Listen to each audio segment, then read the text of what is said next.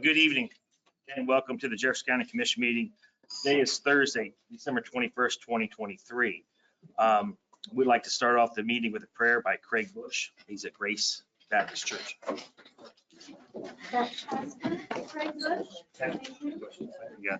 Thank you.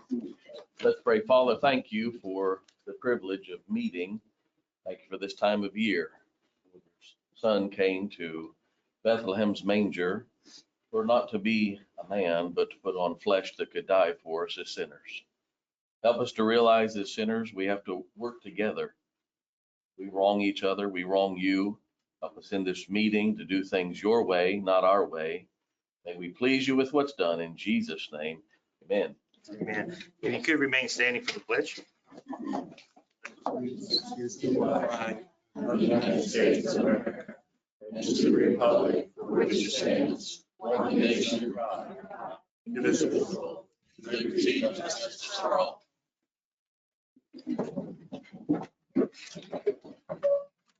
All right, approval of minutes, December 7th, 2023. Are there any objections? Mr. Chair, I have a point of clarity or to restate a motion that was made. I don't know what page number it's on. It's related to the increase of accrual time for the sheriff's office, the deputies. So I'd like to restate the motion to increase the accrual max time for the deputies to 300 hours annually and to allow one-time payout for the two deputies who are in excess of 300 hours for that payout to come after December 31st, 23. Second. There was some uncertainty about that motion earlier.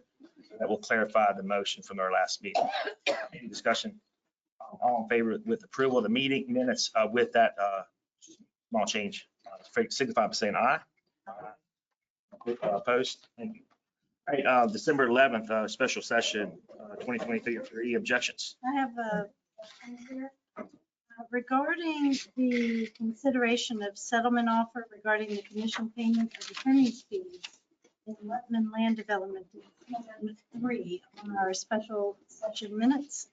The motion, it says motion by Ms. Tabb to approve the payment of attorney's fees in Lettman Land Development, LLC versus County Commission, Jefferson County, and then the case number. If I remember correctly, Ms. Tabb did not use a number in her motion, and that was seconded and passed on a vote. It was left blank. And I think that caused a little bit of upset. It's reflected here one way, and it happened. And you're correct. I absolutely concentrating on the case number and didn't turn the page and tell everyone the amount. That was the amount. Reflected. Any other objections? Here none, they're approved. Approval of requisitions for December 21st, 2023, the amount of $50,361.10. If there are no objections, it's approved. For approval, accounts payable December 14th, 2023, the amount of $148,385.67. If there are no objections, it is approved. For accounts payable for December 21st, 2023, an amount of $271,504.34. If there are no objections, it is approved. For approval of manual checks for December 15th, 2023, an amount of $72,109.66. If there are no objections, it is approved. For manual checks on December 22nd, 2023, an amount of $3,324,043.33. If there are no objections, that is approved. $3,620,000. Yeah, $3,624,043.33. Yes, sir. If there are no objections, that is approved. Approval of payroll for December 9th, 2023, an amount of $314,904.91. If there are no objections, that is approved. I guess we have any announcements. We're going to move on to public comment. We have a few people signed up. If you could come up and state your name and address, and we will have 3 minutes. Once the buzzer goes off, your time will be done. We'll start off with Marilyn White. Do I come up here? Yes, ma'am. You can have a seat, ma'am. Excuse me, my husband is calling me. I know, right? I'm Marilyn White, and I live here in Jefferson County. And I'm here to talk in support of solar panels and solar farms. I would much rather see a farmer be able to rent out his land, sell his land to a solar farm that will produce green energy than to a developer who's just going to put a sea of rooftops out there. Now, maybe if those rooftops have solar panels on them, that would be okay. But I think that for me, having the green energy, the less congestion on our county roads, which I drove one to this afternoon, it was all 2 lanes, no passing. Having the congestion and the extra pollution outweighs or weighs in favor of solar panels and letting farmers do with their land that if that's what they wish to do. I would also like to note that last night I got a call from the conservative chicks of West Virginia. And this goes to maybe some incorrect data that may be received. But anyway, the text goes something like this. Unless you want the Green New Deal at Jefferson County, you must listen to the entire message. Now, I got this on voicemail. Well, I'm for green, so, you know, the whole message is going to be here, but my opting out, it's not. And then a little bit further on, if you support the Green New Deal, press 9 now to opt out of this message. Well, needless to say, I wasn't online, so I couldn't opt out. A little further on, it said, gave me a telephone number, told me to call you and tell you how I felt if I supported solar farms, if I didn't support the solar farms, and if I did, they gave me an 800 number. Well, I thought at the end of this, whoever the conservative chicks are or whoever's doing this polling, they're going to say, we called 1,000 people and 800 listened to the whole thing because we didn't pick up. Instead, we got it in voicemail. And so that polling data may be just totally erroneous. Just be careful. Anyway, thank you very much for your consideration. And go farmers and go solar farms. Thank you. Next, we have Denise Nick.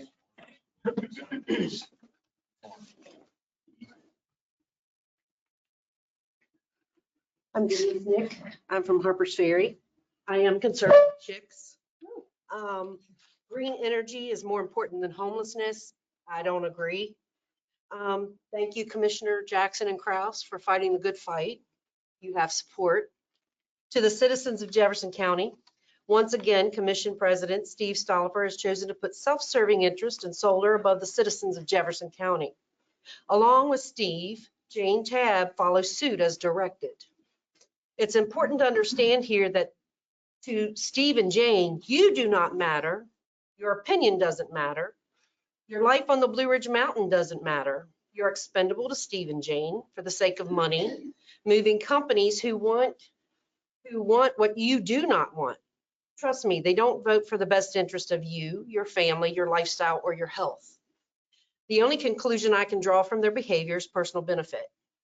How does it feel that Steve used you for a vote and now through his actions tells us that he doesn't care what you think or believe? With that said, he even used the court system and they followed suit to tell you that even through this system, they don't care about you or what you think. They only care about your vote during election time. Who requested the agenda item to be put on the agenda for solar? If this commission doesn't follow their own rules, why do you expect the citizens to do it? You serve at our pleasure. Okay? Now I tell you, Commissioners Jackson and Kraus couldn't have been more right about Steve's motivations. Literally, he was so predictable about the solar text amendment agenda item. It was evident that once the 5th commissioner was placed, it would reappear on the agenda. And one commission meeting later, here we are. Yet he refused legitimate concerns about the health and safety of citizens on the Blue Ridge Mountain. Why? And why, when I send emails to Steve and Jane, they go unanswered? Aren't they doing their jobs? The problem in Jefferson County is pure and simple. It's cronyism. Just look at the people who left Jefferson County Commission, to go work in other parts of the county government like Charlestown and Ranson. Commissioner Majdi, congratulations. We hope you'll support the citizens of Jefferson County and vote for no further solar farms within this county. Thank you. Good, Jackie.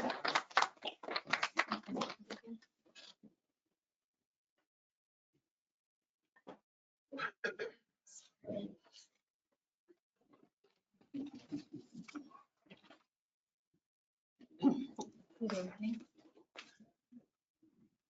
Thank you, Commissioner Jackson, for getting item number 15 on the agenda. I pray that this commission seeks a resolve to the subunits of government meeting in secret. I'm sure last summer it was a different story when affected citizens wanted to have further discussion on industrial solar zoning, and it was disallowed, evidently among other topics. Control the information, control the narrative, and you control the vote, right? This is a playbook I have seen for over 20 years in this county. Interestingly, agenda number 15 and 16 have something in common, the solar text amendment and the solar facility committee, the planning commission. Had the planning commission solar facilities committee met publicly, would that committee's recommendation to the planning commission been different with the public input? Likewise, if the planning commission had not removed citizen comment from the agenda in early 2021, would the government have learned more about the impacted citizens, how they felt about massive, ugly industrial solar farms? So regarding secure facilities, Senate Bill 548, which bans certain land sales to foreign adversaries, appears only to ban on tax sales. Since interest in solar zoning seems to coincide with a federally subsidized electric grid upgrade, are there adequate provisions in the solar text amendment to ensure that land which becomes part of the national energy grid is protected from foreign adversaries? If this commission saw the value of establishing a levy on the ballot for EMS, why wasn't permission to make major changes to the landscape and zone in this county done by a ballot referendum even considered? I am requesting that this commission maintain the repeal status of the solar text amendment, that a thorough review of the potential global security issues of foreign investors and protections from government divestment of surrounding properties due to the imposition of industrial solar zones be done. That the outcome of this review be placed as a referendum on the next general election ballot. Thank you.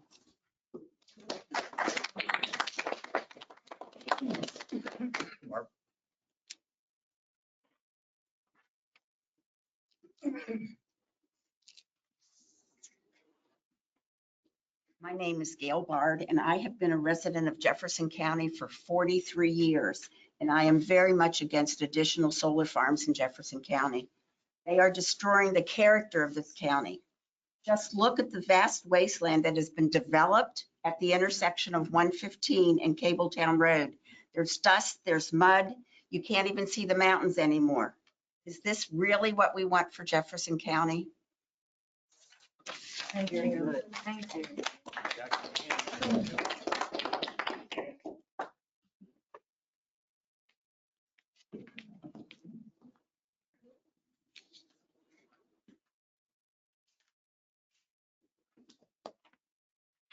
First off, I'm appalled at the seating facility that we have right here.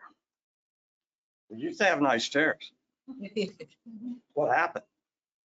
Oh, that's right. Y'all gave $3.5 million in manual checks 2 weeks ago. Really?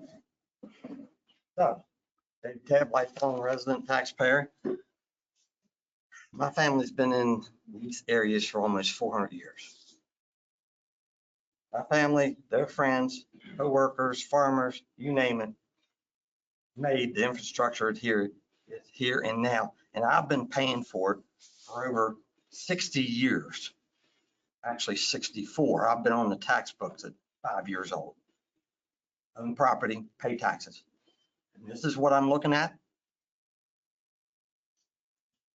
The whole deal with this solar thing actually violates in 1933 Commerce Agreement that my grandfather was on the commission to take over the tolling roads with an agreement under right-of-way to promote commerce. You put solar farms in here, it does not promote commerce because the energy doesn't stay here.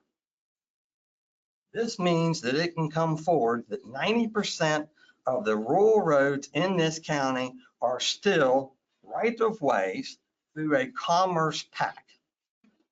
That can come back, retracted, and we can have multiple tolling roads back here again. That can be real. This solar thing should have been brought before the public and voted on. Same way with all the ambulance and EMS and fire service. This county commission for over 100 years has violated their duty to protect the people, and the volunteers presented it and kept it alive, and now you took it out from underneath them. This is changing the view vista of the county as well. And a lot of this is historic ground for the Civil War. And this is just unacceptable. When is the public going to wake up and challenge you like I have? I was in the courthouse down here on Tuesday. Everyone should have been there. I've been approved to represent the West Virginia Mountain Party as their chair in a trial with jury. I'm not an attorney. I've been given permission to do that. It's taken me 20 years to get there, but I'll tell you what, I'm going to take every advantage of that. And you guys are going to be invited because I have the right to present history. Y'all have a nice day. Next, we have Doug Rockwell. Yeah. Doug Rockwell.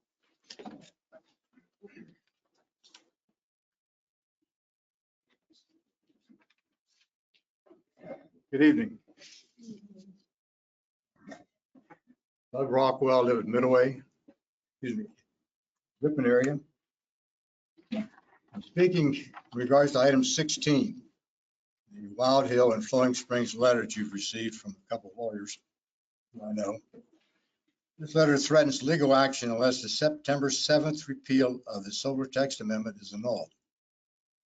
In other words, the commission is to nullify an earlier vote of this commission. Only a court of law has such authority. The commission may adopt a solar text amendment a second time, but it lacks the authority to annul an earlier vote. To bring a court action, an injury must have been suffered or legal right abridged. What was the impact of the repeal on the development rights of these projects? Who is here to answer on their behalf? Wild Hill was issued a CUP, conditional use permit, on September 30th, 2022, and a zoning certificate on October 24, 2022. The repeal had no impact on these documents or the development rights of Wild Hill. The Flowing Springs project does not require a CUP because it is allowed by right, permissive use. This concept plan was approved May 2023. Thereby, according to the zoning administrator, it, quote, became invested, end quote. Notwithstanding the September 7th repeal, the zoning administrator asserts the authority under section 3.2 of the zoning ordinance to issue a zoning certificate for this project if requested. As proof of her intent, see the issuance of a zoning certificate on November 1, the Ripon Solar Energy.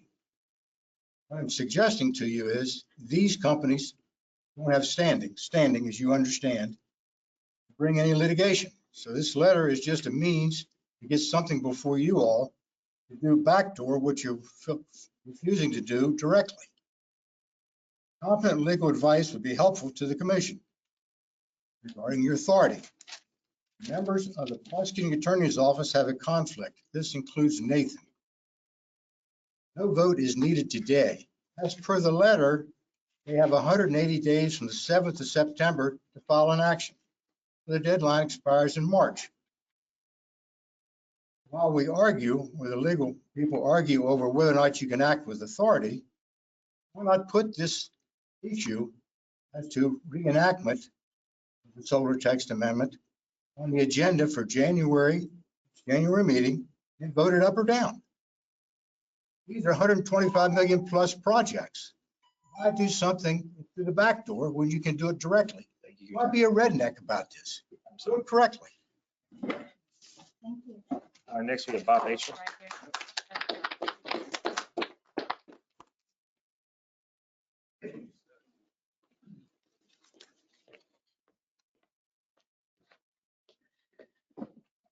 Bob H.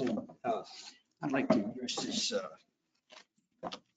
Ripon area also. I'd like to address this conflict of interest stuff. First, with Mr. Stolper. A little louder, please. Okay, sorry. First with Mr. Stolper, y'all ought to have speakers around here instead like they used to have. I don't know what happened there, but actually you can't hear back there. Mr. Stolper disqualified himself from the vote on the solar text amendment. April 12th, 2021 was a public hearing and a vote. Disqualified himself on June 16, 2022, when there was another vote to pass the solar text amendment. It's specifically noted in the minutes that Mr. Stolper disqualified himself on item number 10. On September 7th of 2023, Mr. Stolper recused himself. So I'm expecting, and I'm speaking for myself and nobody else, I'm not giving legal advice, but I'm expecting that Mr. Stolper is either going to recuse himself from any vote on this same issue, the existence or non-existence of the solar text amendment, or be prepared to explain to the public why he's decided not to recuse himself. He's used the excuse before of he's had a letter from the Ethics Commission, and Ralph Lorenzetti asked him at a planning commission meeting some while back to produce a letter, but he never produced it. So we don't know about that. I'd also like to address the conflict of interest that Nathan and his crew have. His boss has filed a petition for removal of 2 of the county commissioners. This letter that you received from Chaz Prince and whoever signed for Jackson Kelly cites the allegations in the petition for removal, and for Harvey or anyone from his office to try to advise the county commission on these legal issues is a direct conflict of interest. And they need to be disqualified, and you need to get a competent lawyer to advise you on this stuff. There are basically two issues that are raised here. One is whether the... Hey, Mr. H, your time's up. Okay, thanks. Whether the 8A78... Time's up, sir. Please let him finish his sentence. Thank you. Your time is up, sir. Everybody else had 3 minutes. Okay. Talk about your speaker for 30 seconds. You got 2 legal issues here. The action of the county commission has been challenged, and you need competent legal advice. You can't go into a executive session with Mr. Nathan or his boss on this issue because they've got a conflict. You got to get competent counsel. Thank you very much. Next, we have Mr. Richard.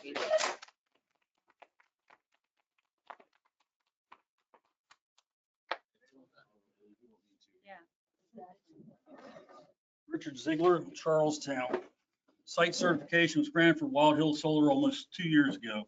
Chairwoman Charlotte Lane said that after reviewing Jefferson County Comprehensive Plan and the documentations by the solar facility, the West Virginia Public Service Commission could see no reason for any new rules, regulation, or legislative action would be required to permit solar facilities within the county. Okay. Now, that would take care of your solar text amendment. $33 million. That's what it's going to cost for a new mid-level school in West Virginia. For every 1,000 acres of residential growth at the mean average of 3.2 kids per acre, that's 3,200 kids. That will require 4 to 5 new schools. Solar facilities will slow or delay this issue for a minimum of 30 years. I mentioned this first because proposed solar facilities are not allowed to be completed. They are surely going to be residential housing. There are, I think, 5 facilities proposed. We all know, or should know, that housing developments do not pay for themselves tax-wise when it comes to schools and infrastructure and such as water and sewer. So what does a new $4,000 or 4,000 home water or sewer plant cost? Despite the misinformation, emotional outbursts, and ongoing land feuds that are the basis of many of these frivolous but costly lawsuits against the county, solar facilities are profitable to the county, safe to the environment, and retard explosive rate of housing developments that we have now. The delay will slow residential growth, allowing the county to better plan and prepare and build the required infrastructure that will be needed to support such growth. Permanent ground cover will improve aquifers, capture atmospheric carbon, and improve wildlife habitat. Technology for recovering panels is growing rapidly and have become retired. You can base all your wariness and animosity against recycling panels based on 30-year-old technology. These facilities will last 30 years, and you cannot tell me that recycling technology will not improve in that time frame. Think on how far your phones have come in the last 30 years and the recycling efforts we have for those now. I was told they are ugly. Look at the new housing development along Route 340 out here, President's Point. How the ground was scraped until the houses and solders installed, they are ugly. As a farmer, seeing the land permanently in housing is offensive to me. Yet more and more housing is built without surveys of cultural remains, checking for cavern systems, or even considering historical significance, like Magnolia Springs, which is sitting on one of the Washington homes. So I sit here and I listen to everybody else that has a vested interest, but it's not emotional. There is provisions within the current comprehensive plan that says that solar is allowed. If you want to change things, have it in the narrow bands. That is where they'll be anyway.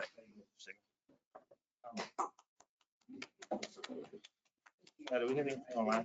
Mr. Ziegler, I suggested that at the very beginning when you started on this. Airband overlay.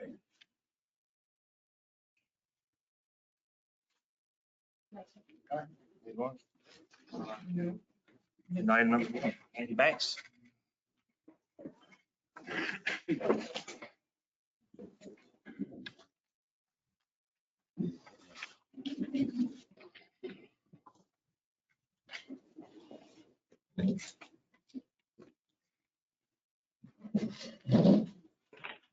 Good evening. No exoneration, no split ticket.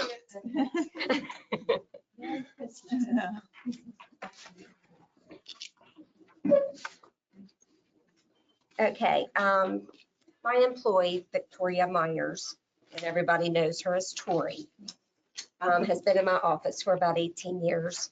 And she has continued to be like so successful, exceeding her limits. You know, she goes beyond.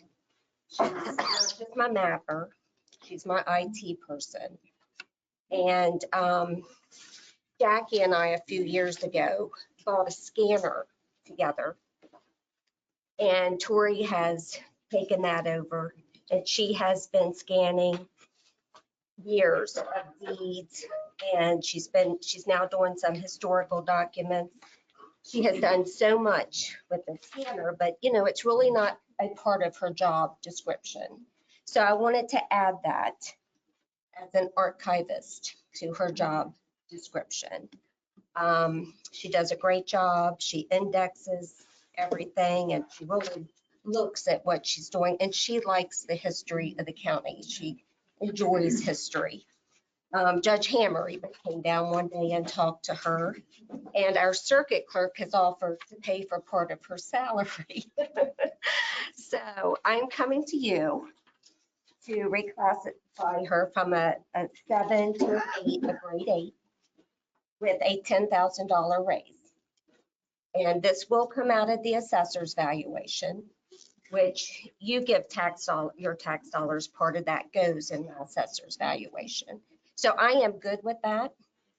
If you guys want to approve that and acknowledge all the work that Tori has been doing. So I'll make the motion that we add the job responsibility of archivist to the mapping specialist IT, otherwise known as Tori. Take her job description and move it from grade 7 to grade 8 with a salary increase of $10,000. Yes, I am not asking for any money. I have the money in my budget. Effective with Monday. December. That starts, yeah. December. Yes, sir. Okay. I'll second it. Just as a point of discussion, I know a little of Tori's skills. I know she knows exactly what she's doing and can do so many things. And always very good customer service, will answer any question. She is a valued. She's very efficient and she gets a lot done in a timely manner. It's amazing how she's gone through the old deed books. Since we have that scanner, because we couldn't scan the books before, now she can lay them out and sits there and gets them all scanned. And She's done a great job. come and do my family photos. That's what I do. My family. Yes. So if you have a chance, sometime come by, she can show you how she has indexed the deeds and all this work that she has been doing on top of the mapping. And like, she will come in sometimes even on weekends if there's an issue with our website. It's amazing how many people are on there all the time. And they're like, what happened? We can't get on. We're working this weekend, So she's such an asset to not just the assessor's office, but to many of the county offices. One of the things, when I became assessor is I was like, we're going to work with everybody and see what we can do for everyone because, it is taxpayers' dollars. And she has been absolutely great. Any more discussion? All in favor, say aye. Aye. Opposed? Motion carries 5-0. Thank you, ma'am.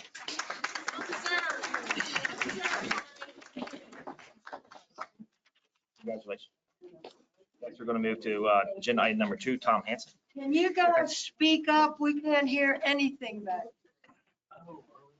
Good evening, Commissioner. Microphone. Tom will speak up. Sorry? You'll speak up. You've got a good voice. Yeah, right. Yeah. I'm here in front of you tonight, Commissioners, to hire 2 personnel. First one's in my tax office. Brittany Fletcher will be an 80-hour tax deputy, starting salary of $35,000. Terrible. Anyway, we're asking that she starts on the 26th of December. And the second one is a part-time bailiff, Kathleen O'Connor.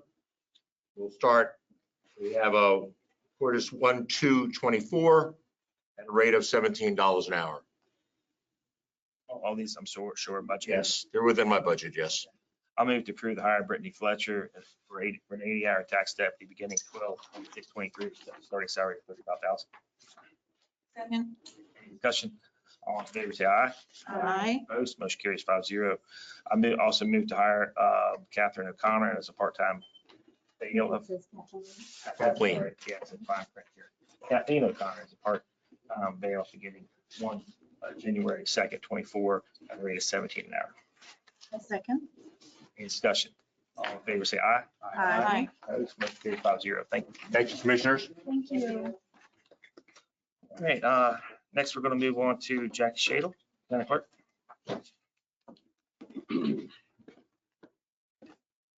Good evening, Commissioners. First, I'd like to address what Commissioner Jackson fixed in the minutes. I would like to request that that be put in the policy that we have for the county. That policy could be updated to reflect 300 hours for the deputies. Okay? That's what my office works off of. So I'm here before you to get the approval of a part-time hire, Kelly Keefe, to work in the finance office. And this actually wasn't supposed to have been on this week's meeting, but since it was there, I talked to her and I said, do you have a different start date? So she'd like to have her begin this. It is budget neutral. And basically, I'm taking one full-time position and I've hired 2 part-time people. So it is saving the county with benefits. Start date's 16th or 18th? It's January the 16th, 24. To hire Kelly Campbell as a part-time finance clerk with an hour. Start date would be January 16th, 2024. Any discussion? All in favor, say aye. Aye. Motion carries. Okay, the second reason I'm here is to get clarification on the ambulance fee collector position. That position started in the Hunter House, went over to the tax office. Now it's in the ESA building. When that position was originally hired, they were considered a county employee. So that's what we're trying to get clarification from you all. Are they going to be considered ESA or county employee? Also, I wanted you all to be informed because the ESA transition into our financial system has come to a halt because of the benefits, how different they are. So I asked Sherry to come up with a spreadsheet of the different benefits of the county and the ESA. I think when the transition began, the ESA people were made verbal promises. Nothing, my office wasn't included in any of this. But there are some major differences, and you all will have to come up with a decision and a vote at some point on how you want it handled, because we have not moved forward, kind of come to a standstill with transitioning these people into our payroll system. And I understand having been on the ESA board, and usually with emergency services, are very much enhanced compared to an office worker because of the work change. Right. So, yeah, we need to come up with a policy that if somebody's basically an office worker. Right. Maybe there's one, I don't know if we can do one level of insurance.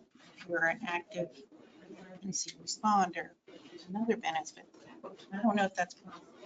But that's something, I guess, when you get your new county administrator, that you all, the administrator along, I feel, this is with the commission, should be making those decisions. And then we can move forward, because like I said, I know the goal was to get it a certain day, and it gets pushed back and pushed back and pushed back. So it needs to be addressed as soon as possible. Cindy was still here, and I believe when the renewal came up for the ESA, we agreed to renew their benefits on the separate plan because we hadn't done the transition yet. And so that is renewed, at least I believe for a year, and I don't know what. Yeah, we've maintained our medical benefits, that side, because they are different, and it's a much better policy than the county has for many things. But there's on an annual basis. a lot of differences in a lot of different areas. So we need to come to an agreement, write a policy, because it's not fair to my employees to work with the policy. Well, and then all our employees need to understand. Not, Yes, yes, ma'am. our benefit package starts in October, so I would assume that, It was outside of our. I guess one of the questions is you guys agreed to bring Eddie on full-time last pay or last meeting.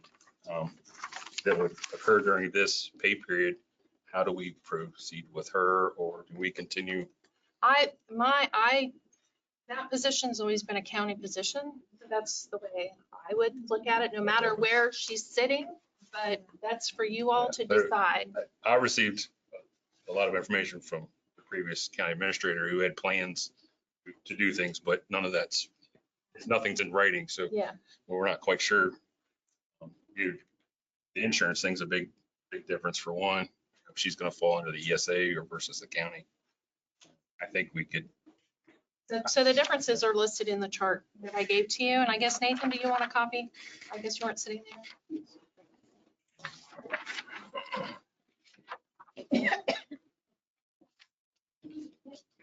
And if you have any other questions related to it, Sherry is here, available. Feel free to come to the office anytime.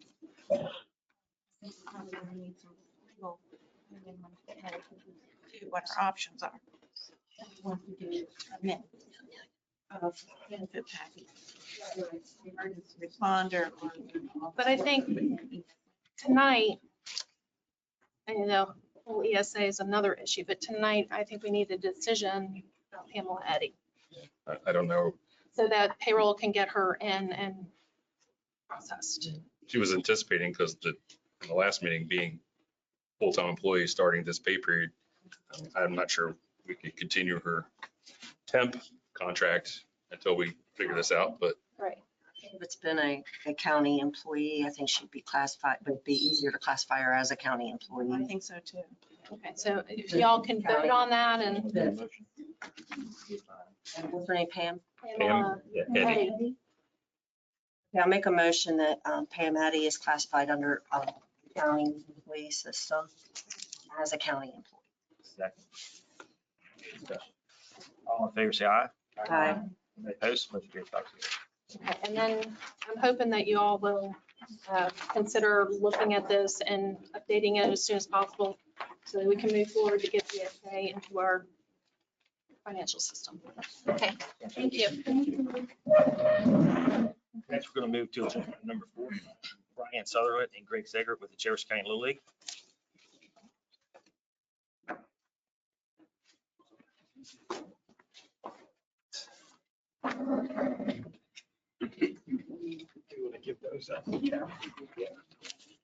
Sure. Thank you, Commissioners. My name is Brian Sutherland. I'm the president of the Jefferson County Little League. To my right here is Greg Sager. He is the former president and current board member at large for our organization. And behind me are about 7 or 8 additional board members. We represent the interests of about 550 children in the area that play in our league. And we have some asks of the board, of the commission here to help us best serve those kids. And I'm going to turn it over to Mr. Sager. Yeah, thank you, everybody. Just to let you know a little bit of background for myself, the high school field is named after my great-grandfather because of his dedication to the high school program. So when my kids entered the JCLL program, I felt, kind of the same way. I've been working to try to make the field and facility better. And we have tons of support here today. If everybody who's on the board can raise your hand, please. We're very excited for this project because we got motivated because of some requirements that changed on us at last minute. So just to give you a little bit of history of this project that we've been working on. We've been working on since 2017. We met with the Board of Education, went over all the changes that we wanted to make to the facility. They voted on it, agreed to it, and we've been working since. We've been working on fundraising to try to get lights on the softball field. We worked on that for several years, and in 2019, we installed the lights on the softball field. Immediately after we installed the lights on the softball field, we ran into COVID. So during that time period, we were no longer allowed to fundraise, couldn't do anything to help try to work on the changes that we wanted to make. And then as soon as we came out of COVID, we were hit with a regulation from the district that we could no longer host tournaments on our fields unless we moved this is our little league field, 9 to 12-year-olds, unless we moved the fence back 10 feet and we replaced the lights because the lights are no longer within the regulations of Little League.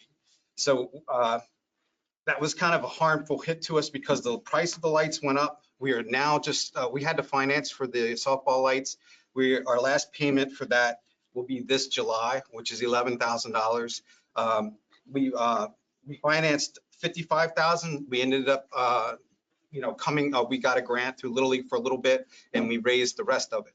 But since we were hit with this regulation shortly after we did that project, we haven't had time to fundraise, and we haven't been able to because of COVID. Another impact to our league has been that during the COVID time period, we were the only, in 2020, we were the only youth baseball organization functioning in Jefferson County. We had 3 at one point, but during 2020, we were the only ones. We, like everybody else, we had to change our schedule. We couldn't play in the spring. We had to move to the summer. We had to follow a lot of protocols. We had to come up with safety plans and everything else and get them approved through the Board of Education in order to function. So we were one of the only leagues that did that. After we did that, we took on a bunch of new players from the county because they couldn't have it. They didn't have any other place to play. And then now that that things are kind of leveling out, we've also received a large flux of players because of the growth in the county. To give you an example, in 2017, we had around 350 players in the spring. This year, we had 550 players in the spring. That's how much growth we've had in the last few years. So we're looking, you can see on the paper that I provided you, 2 lighting options that we have. They're very limited. Musco is the major lighting company that in our area. That's who we use to finance and install the lights before. Techline Sports Lighting is a second option that we learned about because they installed lights on Washington High School's field. Their pricing is a little bit better, and they're going to work with us on some installing and removing the poles. We would like to take that option, but the problem with that option is they do not finance. We went to Jefferson Security Bank, who is our bank, and that we've dealt with for a long time. We've had a few loans through them. We have a loan for a bathroom facility that we put in there a year or 2 ago, and we've taken loans for lawnmowers and other things that cost over time. So Jefferson Security Bank is willing to give us a loan, but they're only going to give us up to $50K. That's all that they're willing to give because this is a light project. When those lights hit the soil, they're no longer, they can't claim them back. So any loan on that is pretty much just, there's a loan without any kind of compensation if you fault on the loan or something like that. So that's what we're working on. We need to be able to get our funds to a point where we are. The reason why we came looking for ARPA grants was because we learned from Berkeley County Little League, or Berkeley County Little League, or not Berkeley County, but Martinsburg Little League, because they had a $300,000 project that ARPA grants helped fund this past year. And so we learned about it. We went and we talked to Charlestown, we talked to Ranson, and we did get some funds for ARPA, but we didn't get nearly enough to do the installment that we need to do. So that's why we're here today. And I have 3 options. I know we put one in the request for the agenda, but our 3 options, if there is $100K left that we could use that could be awarded to Jefferson County Little League and the ARPA fund, then we could move the fence back. Potentially, because we have to move the fence, we might have to get a new scoreboard, and we can put the lights on for sure. The fencing and the scoreboard would be something else that we would have to fund for, but we would be able to install the lights. $70K, we'd be able to install the lights and finance through JSB. So we would be able to get those lights installed. And then if we had $50K or less, we're probably going to have to do and search for more funding. Can you tell me how much did you receive from Charlestown and Ranson? We received $65,000. From each? No, Charlestown, we didn't receive any. Oh, nothing from Nothing. Charlestown. Ranson was 60. Okay, thank you. And I had thought, when we got this request, that we had committed all our ARPA. And we sent out an email. I don't know if the amount left.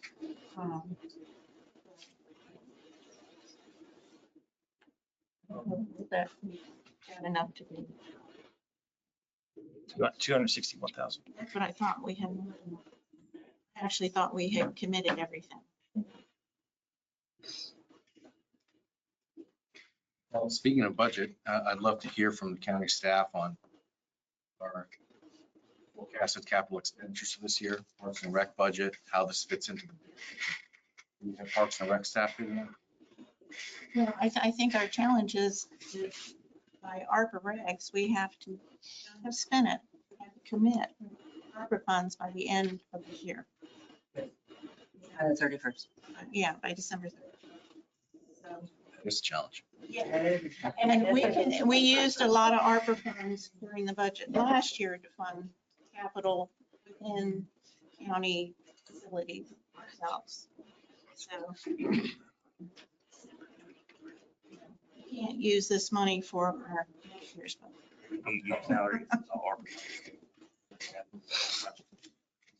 We gave the Fair Association. I certainly do appreciate everything y'all do with the kids. It's a big jump from 350 to 550. And the fact that you're keeping kids on the baseball field, keeping them busy, and keeping them active is a great thing. And it gives them something to do and stay out of trouble. So our sheriff back there doesn't have to chase them around the county. I'm all in for, improving the field. And you asked for this request. I think it's a good timing because the timeframe here, I'd be willing to go ahead and move a motion to approve the $100,000 request through our ARPA funds to go to the Jefferson County Little League Light Project. Funds will come out of our remaining 260 remaining account. I'll second the motion. Any more discussion? Sure. So the 261 minus 100 leaves about 160. It's the last meeting of the year. 160. Well, I passed out something that somebody called me about, and I was hoping it would be considered, or that we could come to a consensus on it and affirm it on the agenda on January 1. Current motion on the floor, so I don't want to motion. Sure. Right now.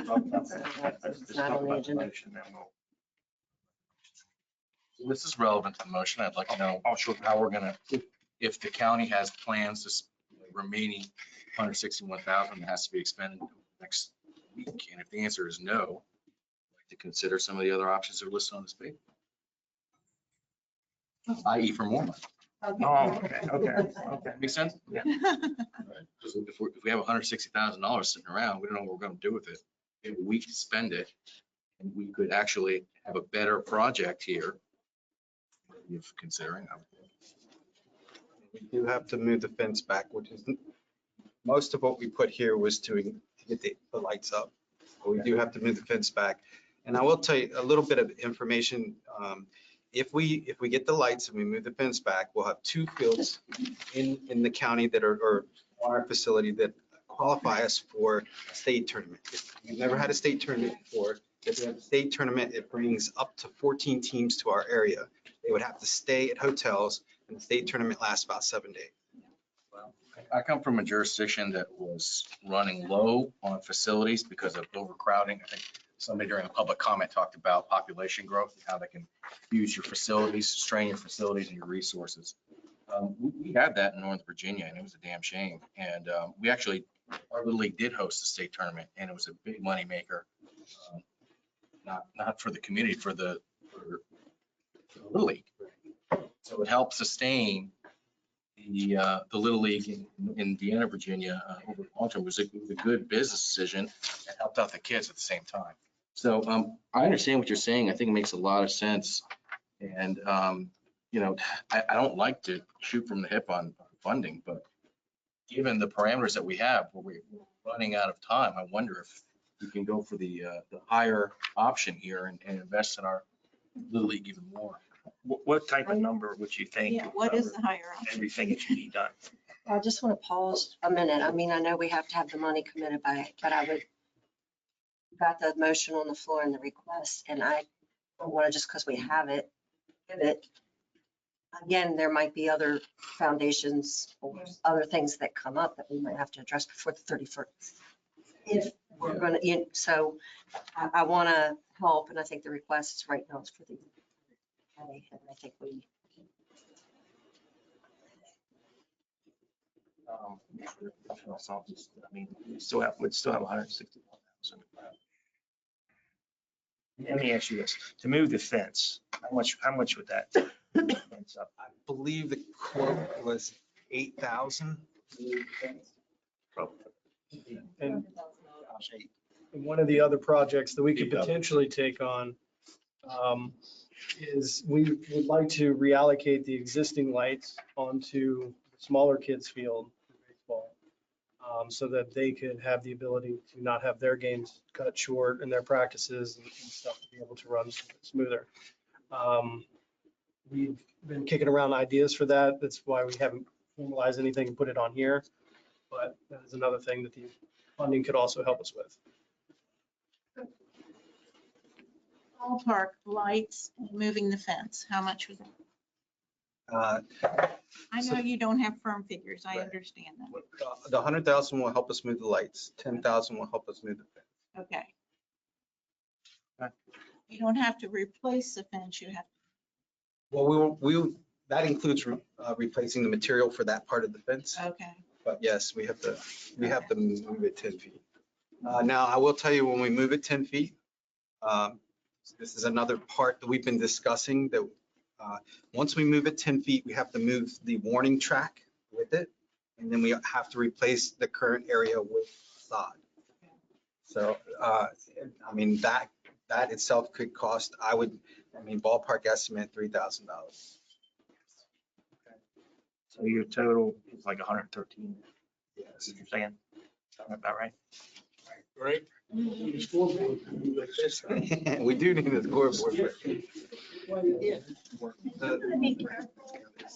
You have these emergency things that have popped up here. And so, I'd like to be a little cautious.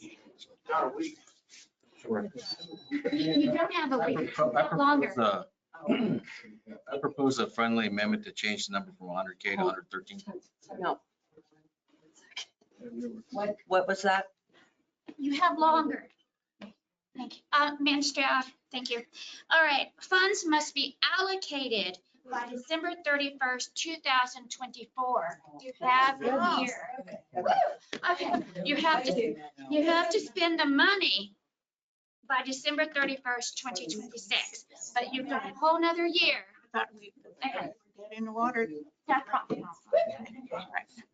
And thank you for letting me say, because I was just about to burst. Sure. Friendly amendment to move it to 113. All right, do an amendment to move the motion from 100 to 113. I accept that amendment. Second. I accept it too. Any discussion? All right, motion is on the floor to fund the Jefferson County Little League for $113,000. All in favor, say aye. Aye. Opposed? Motion carries 5-0. Thank you. Thank you, everybody.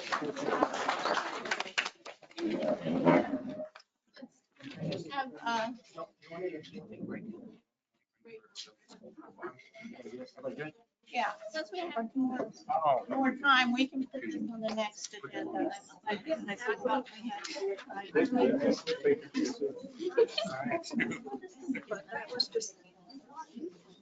I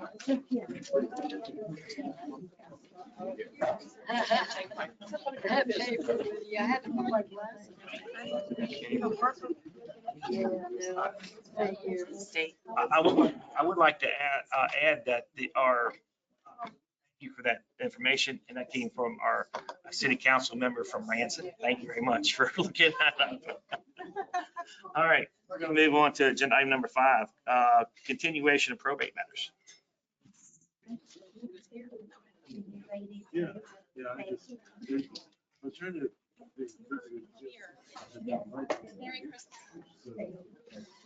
Good evening. Here. Sister Culver. Commissioners, you may recall that you asked me to investigate some issues related to this probate estate. We directed the two attorneys to submit a short memorandum of law on primarily the issue of, excuse me, did we convene? Oh, no, I'm sorry. Move that we convene as a fiduciary review. Second. All in favor, say aye. Aye. Motion carries. There you go. Sorry. Sorry, I was asleep at the wheel. Commissioner Tab is so consistent with bringing that up. I didn't think about it. Anyway, the attorney submitted the short memoranda of law on this issue. In reviewing that, I do not believe that it has a variety of kind of complex legal issues. And I believe that this commission is ill-suited to make a decision on those issues. And I spoke to counsel for the council today a couple times. And I believe that it would be best suited. We had already appointed Frank Hill as a fiduciary commissioner in this case. And I believe it would be best suited if we sent this to Frank Hill, ask him to expedite a review of it. I will transmit the memoranda that he sent me. That the lawyer sent me. Sure. Okay. I said that because there are some kind of detailed legal issues in this case, I think the commission is not well suited to make a decision about those things. It's just not your everyday field. And because of that, I think that it would be best. The commission had already appointed Frank Hill to this matter. And I think if you could send it back to him, I will transmit the legal memoranda that the attorneys here and sent to me, Mr. Hill. So I don't really think they, as he directs, would need to brief anything else. I think that it would be a pretty narrow question. I think this is my concept of what Frank would need to really look at. And I'm trying to narrow this down so he can hurry. But I think point one, did Mr. Judy comply with the commission's order of March 30, 2023? There was an order that the commission had entered. There's a question about did he comply or did he not comply? Second, can the commission find Mr. Judy in contempt? And that's where the legal issue becomes kind of strained. It's kind of nuanced. And I think that's a question that Mr. Hill would have to determine. There's questions about prospectively finding, holding someone in contempt and addressing it prospectively versus addressing it as a remedial measure. It's kind of nuanced. And I think that Mr. Hill could look at that and make a determination. And then point three, can the commission award compensation pursuant to the legal principles stated in the Frida Q case that we talked about the last time? So really, I think those three questions probably be what we could send to Mr. Hill, and he would be able to make a determination about that. And you understand, he would not be the final word. He would make a report, send it to you, bring it back to you. You all could approve that or not. But I just believe that it would be much better suited to do this, and that it would come up with a better result. We always have to make decisions on very narrow issues. And who is Frank Hill? Frank Hill is an attorney, and he is a person that does review of probate estates. He's one of the attorneys locally that are appointed to do that. And he's done this sort of thing for a long time. He's very experienced in it. But there is a fee involved in this. Yeah, and I'm sure there was. I would like to know what Mr. Colwriter, advocate for the family, thinks about that. Yeah, and I've spoken to Mr. Colwriter's office today and Mr. Judy, and I believe that they're in agreement. Good evening. Thank you. Thank you. Obviously, Nathan stated, mentioned Frank Hill. Are you and your client in agreement for that? In a word, yes. There's a little bit more to it, of course, but thank you for hearing my side of it, our side of it. We did the research after the last hearing. Question posed was, could this county commission sanction for contempt? Mr. Judy said, back in the case he presented, we believe that you can. So there's a legal question. We believe our position is that there are two types of sanctions: coercive, meaning you haven't followed our order, we're going to do this to make you follow our order, and remedial. Mr. Judy is correct. At this point, with substantial compliance with his order at some point, remedial coercive may not be appropriate. You haven't entered an order yet, so you can't go back and enter an order and say you comply at the right time. But we believe remedial sanctions may still be an option for the county commission. Laid out the legal basis for that in our brief. Here's where I think the fiduciary commissioner is important, probably the best option. This is unusual. It's extraordinary. And so the procedure is really important because it's likely to be reviewed. With a remedial sanction, basically the law says that you can consider a sanction that would address the damages caused to the estates by the money that they've had to spend, by me having to come, Ms. Cox having to come and remove an executor and then ask you to make them do what they were supposed to do. That's cost the estates a lot of money. That remedial sanction has to be based upon competent evidence. That's what the case law says, the case that Mr. Judy cited, competent evidence. So we need a form to present that competent evidence. I have started putting that together in the form of an affidavit, but Mr. Hill could hear the evidence of the cost of the damages and make a recommendation. And then I believe procedurally, this county commission would be in the right position to make a decision that would be sound for purposes of any review. So as much as I don't want this to drag on for my clients any further, much as I don't want my clients to have to spend another dime, it's important to do it correctly. And so I think that's why Mr.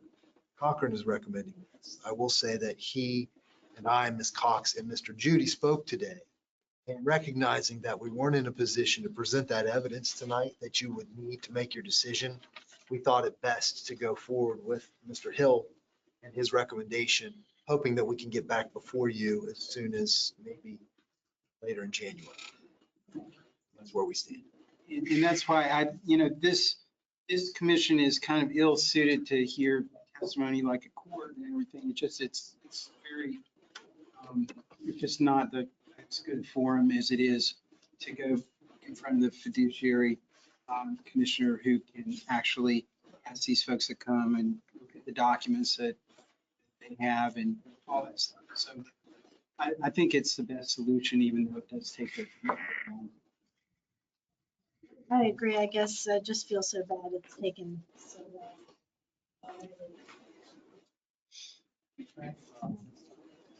So the motion would just be referred to Frank Hill.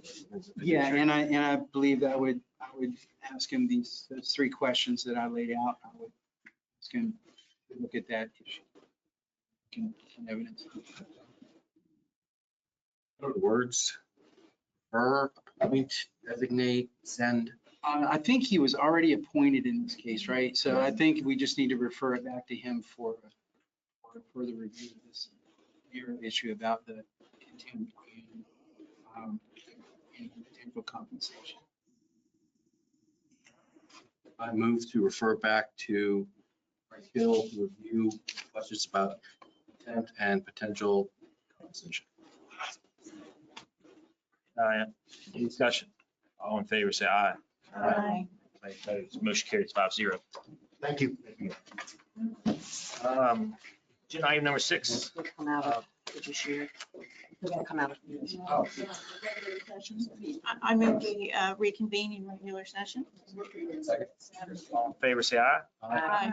Any opposed? Motion carries. Thank you. And I always do. Next, we have agenda item number 6, James Crawford.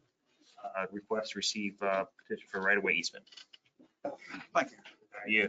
Hi, Jim Crawford. I'm representing the GS Properties and RAI Properties, Mr. Rulin's company. And we have a petition. And did you all have a chance to look at the petition? Yes. And was it clear what we're talking about here? I did some more coloring for you. Oh, yeah, that's better. Yeah, okay. If you don't mind, I'll spread that out for you. Yeah, thank you. Yes. I looked online because my map didn't have any colors. There you go. I hope I got enough. No, we can share. We can chart. I know the property well. Yeah, okay, all right. No, I'm. All right, so. Thank you. Back in 1990, this commission, not you, oh, personally, I'll say, vacated what is in yellow. This is an old county road. I looked on S. Hal Brown's 1883 map. I couldn't see it. I don't know when it came into existence, why it was there, but it's there. And so this one unknown, well, again, the fact that they did not take the opportunity at the time to do the whole thing, because it runs from Route 9 or 115 to the CSX Railroad. Why they didn't do it, I don't know. But the purple is what has not been done. This crosses the two petitioners' property. And it's a burden on it from a sale point of view, and it's there. So I'm here today, or this evening rather, to ask the commission to accept my petition in order to file with the clerk and to set a hearing to hear the merits if someone wants to object to the fact that they're the road, so to speak. And then obviously that hearing, make a decision to vacate the road and relieve the property of that bird, purple bird. What's their advertising requirement? Okay, the state code says you can't have a hearing until 15 days after it's advertised. So whether the Spirit will take my thing tomorrow morning and advertise it for next week, I don't know. I mean, whether they're that, where they close off that the advertising for the following week. It's a class 1 advertisement, so it's just. Yeah. So assuming they could take it on the 28th, I believe, then that would push us into middle of January-ish. You can schedule a public hearing for January 18th meeting. Yeah, that would work. Okay. Yeah. All right. Sounds good. I'll move that we request the petition as received and schedule a public hearing for this matter on January 18th, 2024. That's an evening meeting. It starts at 6 o'clock. Okay. Second. Any discussion? All in favor, say aye. Aye. Anybody opposed? Motion carried. And just one other housekeeping thing I forgot to mention. Paragraph 2 in the petition about the 4th line down talks about plat book 25 at page 10. That's actually plat book 10 at page 10. It's correct where else it appears in the petition, but. 10. Yep. Thank you. Number 10. Mr. Crawford, did you want to say anything about the development authority? I'm going to, okay. I initially thought they were going to participating in this. They've declined to do that. I think if you look at the state code, I'm required to serve all those that might have an interest in the property. It's notice of the hearing. I'm going to serve them as well as the Jefferson County Building Commission with notice of the hearing along with the newspaper ad. So I will bring them in by doing that so that we won't have anyone else. There's a question don't think the Development Authority is trying to be difficult. It's just that they don't believe that they have an actual legal interest in it. So they, Mr. Crawford thought they did based on some earlier discussions that we had about 6 months ago or a year ago. But apparently they don't believe it is. That's why I just wanted to clear that up. So, Okay. all right. Right. Yeah, go.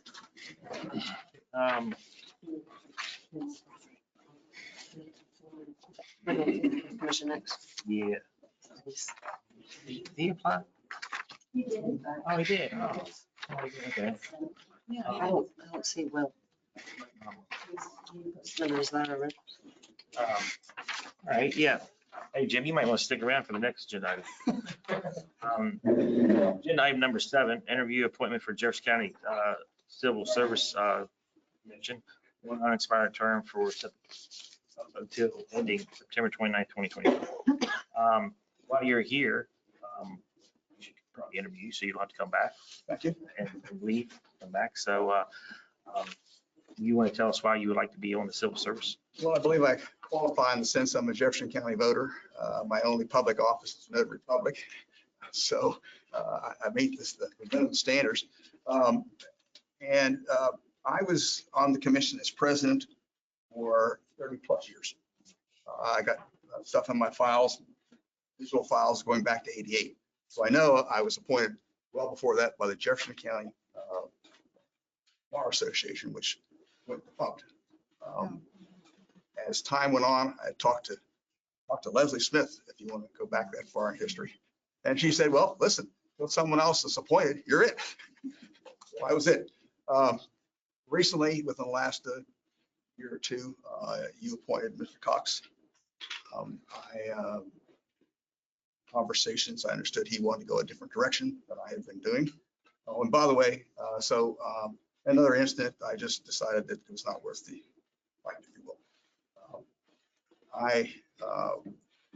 Attorney, obviously, and that gives me a little nuance as far as understanding what the law is in the matter. And I'm a former military person, so I have an understanding about how an organization like a police department should, or deputy sheriff's department should be run, an organization. And I can say this, that in the 30 plus years, never had an issue with who we sent up to be hired nor promoted. We did our job, is my point there. That's my qualifications. Anybody else have any questions? You want to add, Nate? Thank you very much, by the way. Sure. Yes, thank you. We had another person that applied to. I don't think he was able to attend tonight. Is he online? He's trying to log in.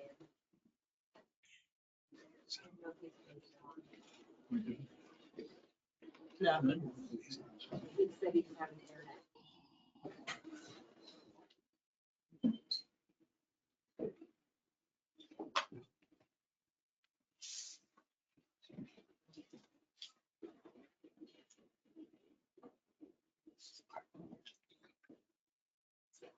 No. All right. I nominate Jim Crawford as the civil service commissioner, term that will expire 29th of September 29th at 25. Discussion. All in favor, say aye. Aye. Anybody opposed? Motion carries 5-0. All right. Agenda number 8, Roger Goodwin.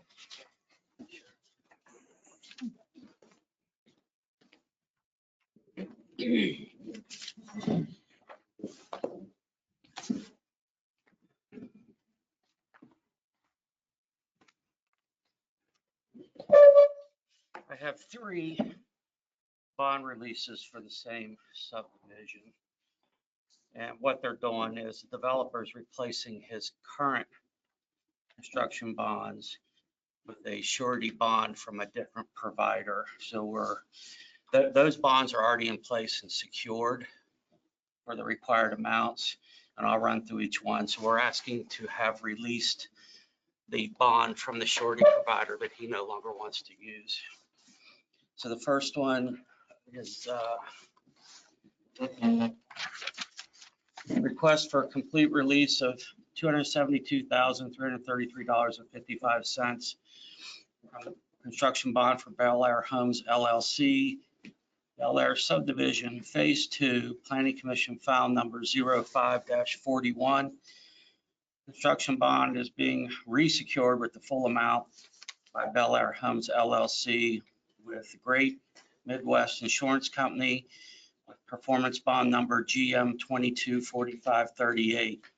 The project's located on Bel Air Manor Drive at its intersection with Route 24 Old Country Club Road. Off-site work remains to be completed under the new construction bond by Bel Air Homes, and we have a recommended motion. It would be the first one on the agenda request.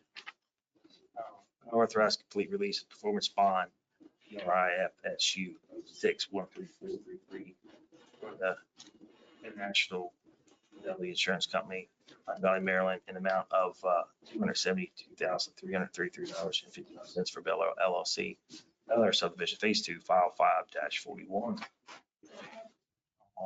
Any discussion? All in favor, say aye. Aye. Opposed, motion carries. Okay. Next one is a request for a complete release of $1,948,535 from construction bond for Bel Air Homes LLC, Bel Air subdivision, phase 3, planning commission file number 21-31-SD. Construction bond is being resecured for the full amount by Bel Air Homes LLC with Great Midwest Insurance Company. Performance bond number GM 224537. This project's located on Bel Air Manor Drive at its intersection with Route 24 Old Country Club Road. All site work remains to be completed under the new construction bond by Bel Air Homes LLC, and that would be recommended motion number 2. I'll give you a break, Steve. Yes, ma'am, go right ahead. I authorize a complete release of performance bond number 1092062, Hanover Insurance Company, Rochester,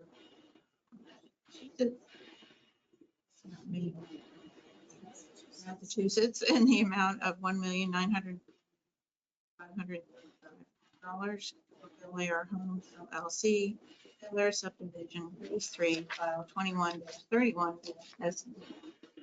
Second. Discussion. All in favor, say aye. Aye. Anybody opposed? Motion carries. Last one is a request for a complete release of $905,157 from the construction bond, Bel Air Homes LLC, Bel Air subdivision, phase 4A, file number 19-16-SD. Construction bond is being resecured for the full amount by Bel Air Homes LLC with Great Midwest Insurance Company, performance bond number GM 225305. Project's located on Bel Air Manor Drive at its intersection with Route 24 Old Country Club Road. All site work remains to be completed under the new construction bond by Bel Air Homes LLC, and that would be recommended motion number 3. Move to authorize a complete release of performance bond number 1086065, Hanover Insurance Company, Massachusetts, in the amount of $905,150. Bel Air Homes LLC, Bel Air subdivision, 4A3, file 19-16-SP. Second. Any discussion? All in favor, say aye. Aye. Anybody opposed? Motion carries. Thank you. I just have one question, Roger. When you said site work, tell me what you define as site work. Okay. The site plan is essentially the construction drawings for the entire project, and all the site work, which would be the roads, stormwater management, paving of the roads, landscaping, parking if it's townhouses, water lines, sewer lines, stormwater ponds. Every single thing that's on those plans that has to be built has to be bonded in with it. And that is a guarantee to the planning commission, and there's a legal agreement that the developer has with the county commission that they will build that according to the plans the planning commission approved, and that financial surety backs up that guarantee from the developer. Okay. Thank you. Yeah, that explains it well. I just wanted to make sure. That was fine. Short break.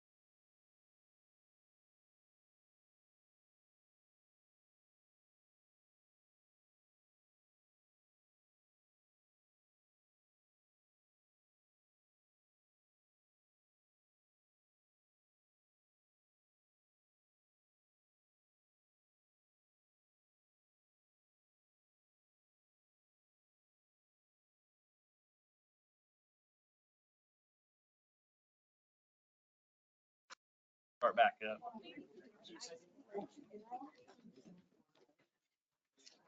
Back on stride. We're back to recording, our mute off. We're going to move to agenda item number 9, Mike Sign, Director of Jefferson County Emergency Services. Good evening. Just a few salary adjustments. Few people, as I've talked about in the past, we have our EMTs that were going through the 2-part course to get their advanced EMT, and now they're getting their paramedic. So we have a couple of those. Then the first one, Ronnie Schutz came on 6 months ago. He's finished his probation, but he has previous 20 years as a career firefighter. So we have a policy that allows for an increase in pay based on his previous work credit. So we're asking for an increase for Ronnie Schutz. He's a firefighter EMT3 for his 10 years of previous work experience in accordance with the Administrative Policy 1192. His new rate will be $24.92 per hour, and that'll be effective 12/17/23. I'll move to approve Ronnie Schutz, firefighter EMT3, an increase in the hourly rate for 10 years of previous work experience in accordance with AP 1192. His new rate will be $24.92 per hour, effective December 17th. Second. Any discussion? All in favor, say aye. Aye. Motion carries 5-0. All right. Our next is Matthew Minnick. He's currently a firefighter AEMT technician. He recently passed his paramedic exam, so he will be a firefighter paramedic 3. His new rate with that, with his where he falls in for years of service, will be $25.45 per hour, and that will also be effective 12/17/23. I move to approve Matthew Minnick, promotion from firefighter AEMT technician to firefighter paramedic 3. His new pay rate will be $25.40 per hour, effective December 17th. Any discussion? All in favor, say aye. Aye. Motion carries 5-0. All right, our next, another of our regular full-time, Bryce Billings, same situation. He's a firefighter AEMT technician. He will move to firefighter paramedic 3, and his rate will be $25 per hour, effective 12/17/23. I'll move to approve Bryce Billings of the promotion from firefighter AEMT technician to firefighter paramedic 3. His new pay rate will be $25 per hour, effective.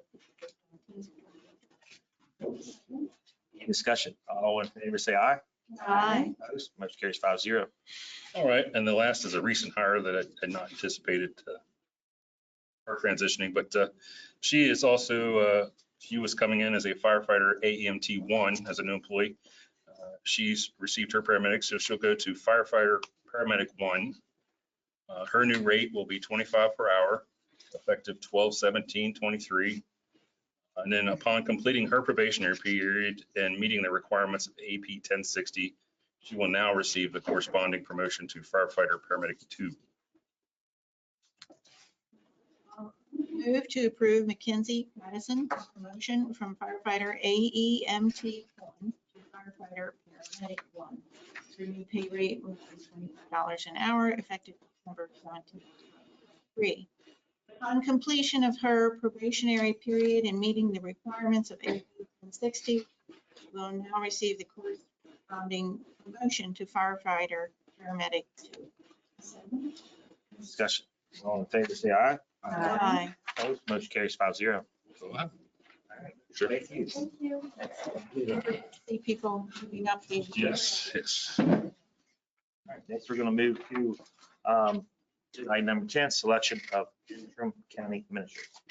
Chairman, I move to hire Edwina Benitez as interim county administrator. We get to make nominations of who out of the. We do it that way, we have a motion. How have we done in the past? With the nominations. The nominations. do it either way. I didn't want to step on anybody's toes. Nominating.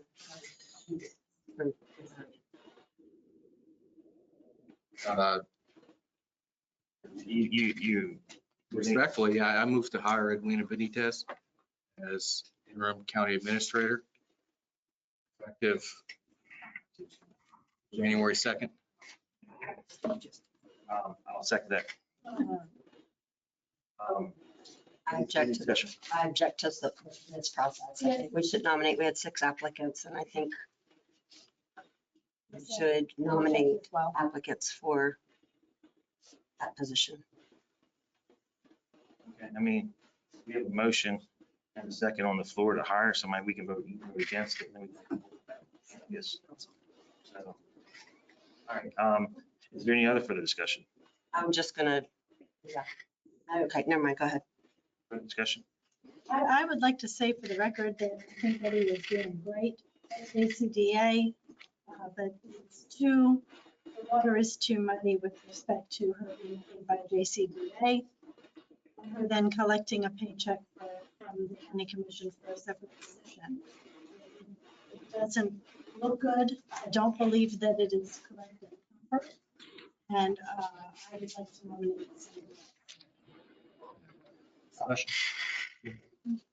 Ms. Benitez's tenure as executive director of JCDA, coming after a mass resignation, demonstrates her ability to turn around an organization, improve staff morale, establish a positive workplace culture, and set high standards for performance. I'm confident Ms. Benitez will provide steady leadership for the county government. Since it's still open for discussion, it is a part-time temporary position of $40 to $60 an hour, 32 hours a week. Ms. Benitez is the executive director of JCDA. She is a full-time employee there at 40 hours a week. I think it's unrealistic to expect her to work 72 hours a week and cover 2 jobs, part-time or temporary or whatever. I agree. I think we can work out those details with Mrs. Benitez. Now, she's already contemplating, having her office being development of the office, more self-managing, or just checking in. And as far as salaries, I do think we to an agreement with her before she starts work in January. How we will handle that. Position and this position. I feel very strongly against. Random one. You just said that. Have the other. I'm sorry. I'm sorry, I'm just, go ahead. I didn't mean to interrupt you. No, it's okay. I was just going to say, I disagree. I think that she collects a paycheck from the commission. She does a great job, but she gets paid for that job, and to suggest that she just has to check in periodically, I don't think that that's very responsible. And I think that it makes more sense, and certainly if Ms. Benitez would like to resume in when it comes time to begin looking to hire full-time, long-term position, I think that that would be just fine. But you have to give up the one position in order to take the other at that point. I just don't see how she would do a very good job at the positions, and we really need some help there. I don't believe that her role at JCD, that she would have the right time, the proper time to give to us in our office. I think that it makes much more sense to nominate other candidates interviewed today who has no baggage, nothing holding that person back.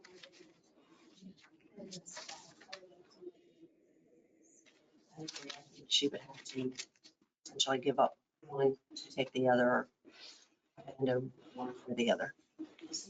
I don't think it's sets her up for success to expect 72 hours a week of productivity in 2 positions. And maybe Nathan could tell us about the legality of, having a full-time position with the county in one role and then collecting a part-time paycheck in a different role at the same time. Salary versus that and the I think the question, the primary question would be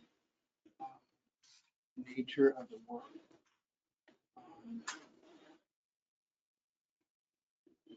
Because you run into some FLSA issues if you're working and asserting,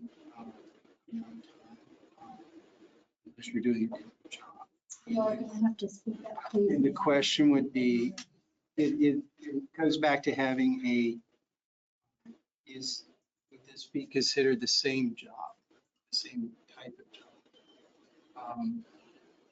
It's two separate roles. I understand. I don't see that. according to LSA. It's two separate classifications. Right, and that might allow it to happen.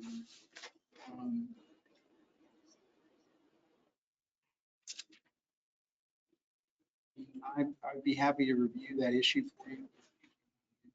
Get back to you at the next meeting.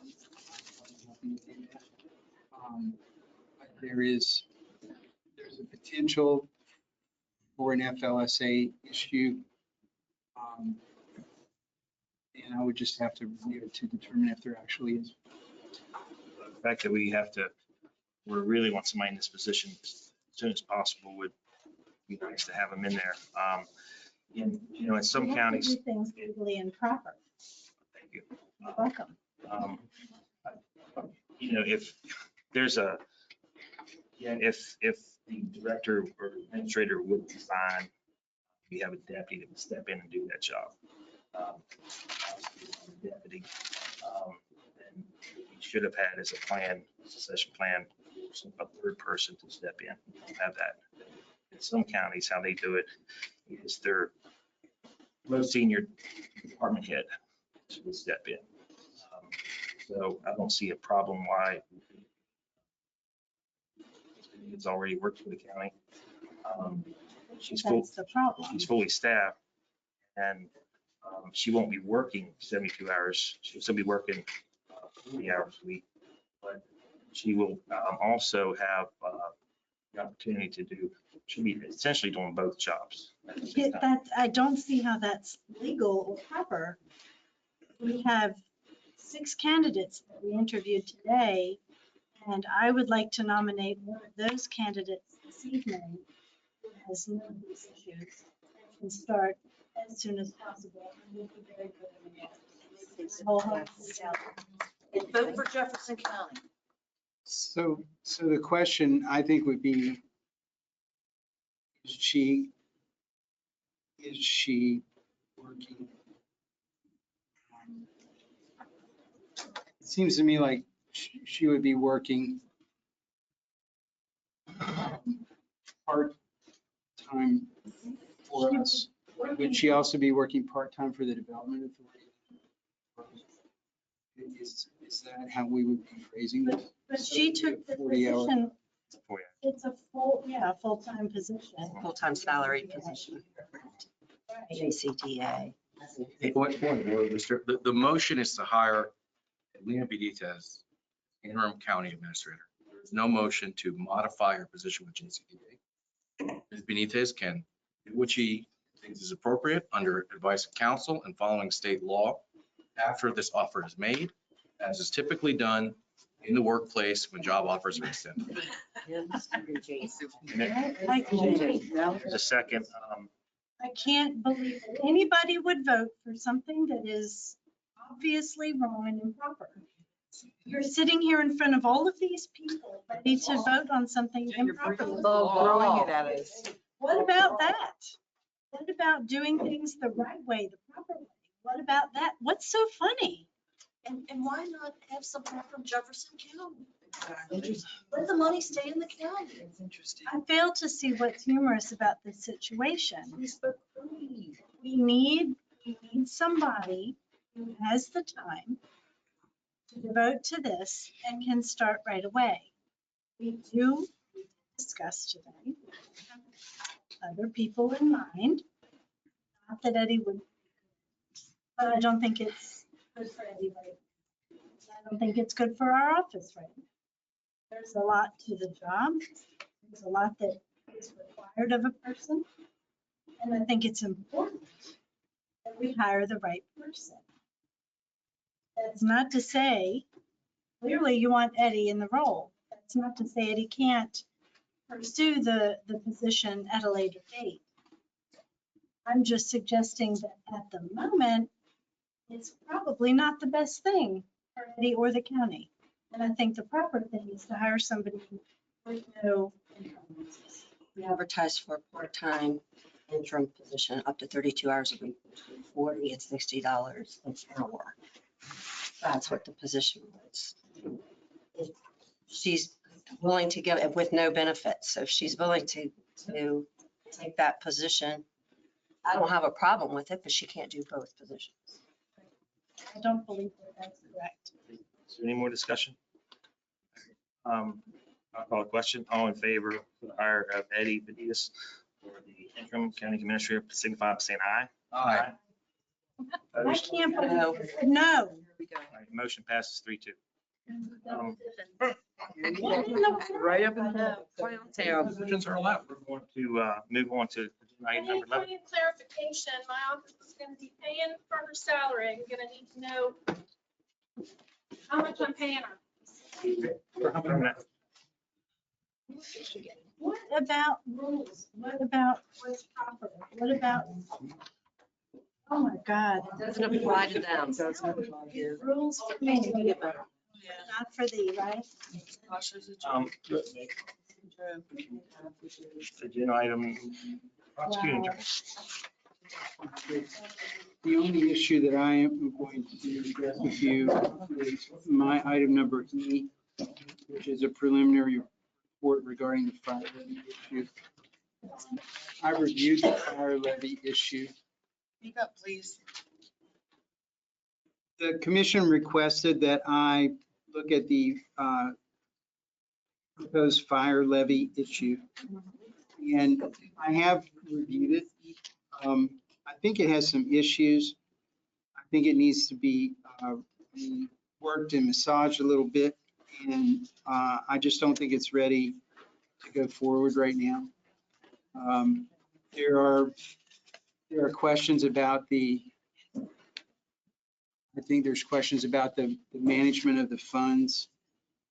I believe that it needs to be reviewed more thoroughly.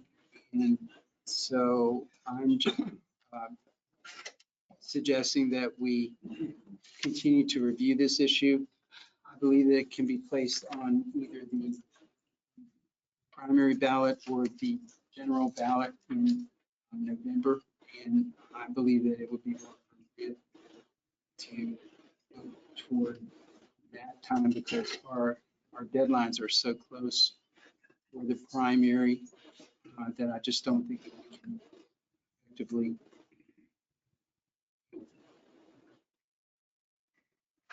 So are you saying that it's not going to be ready to go on the primary? It'll have to go on the general? That's what I think should happen.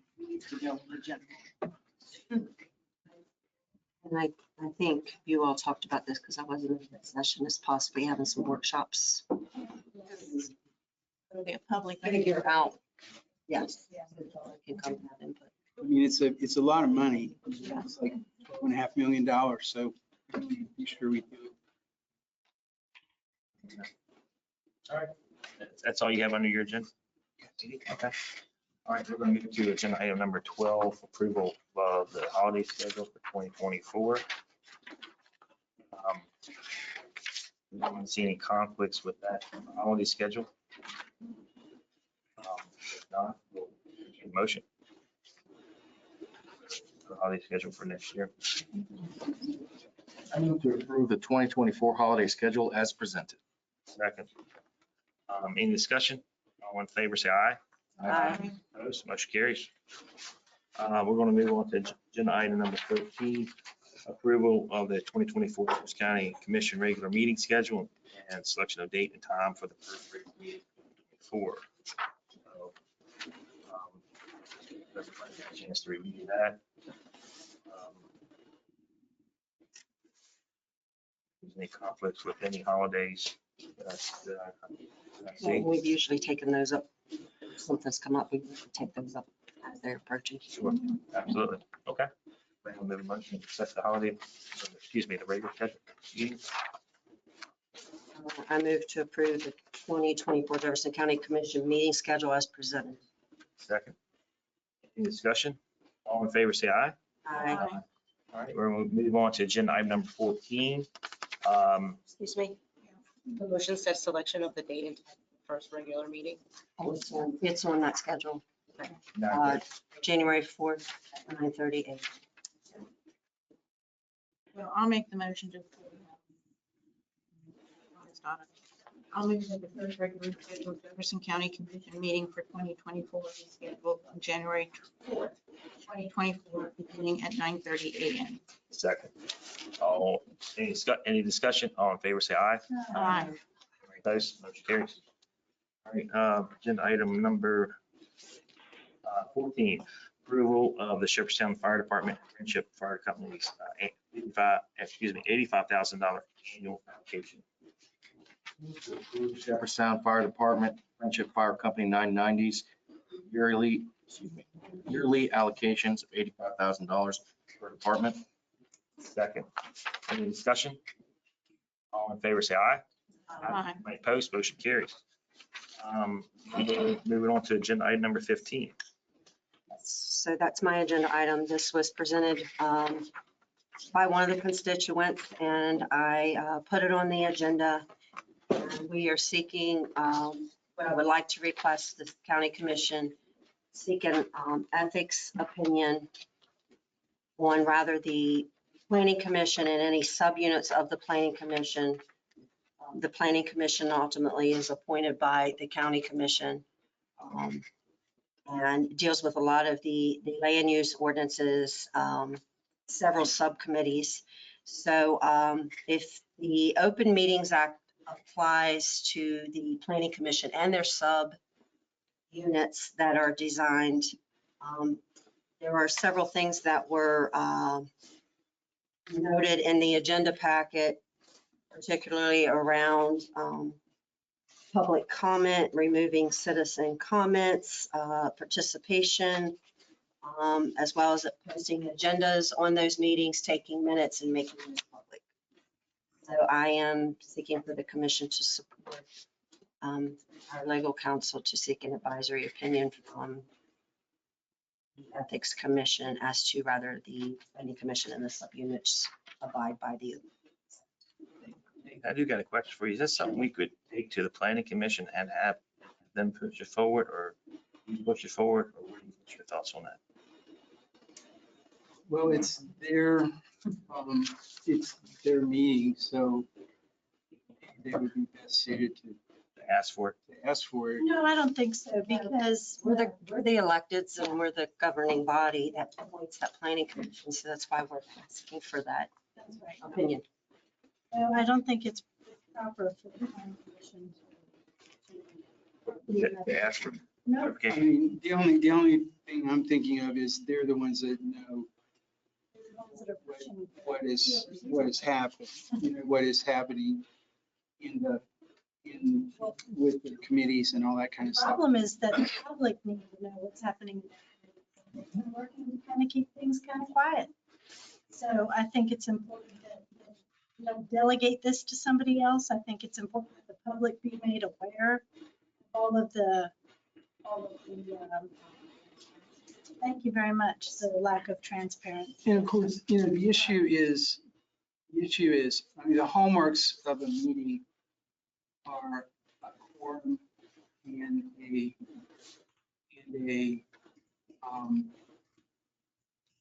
decision. And so those are the hallmarks of a meeting. So I guess the question is,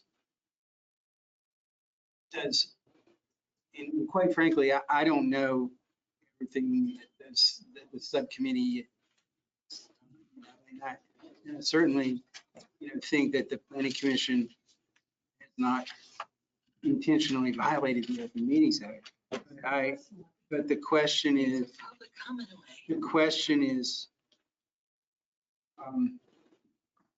do the subcommittees, I don't even know if there's more than one or what, but. Crying out loud. But if they qualify as a meeting so as to have a, to trigger the Open Meetings Act requirements, obviously, if they're a public meeting, then the public can attend. And there should be most likely an agenda, and there should be most likely minutes if they qualify as a meeting. But the hallmark of a meeting is having a quorum. No, it's not. No, it is not.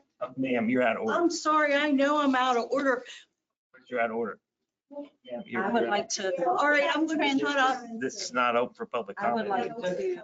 The hallmark of a meeting is having a quorum where you're either making a decision or maybe deliberating toward a decision. I don't know exactly what happens in that.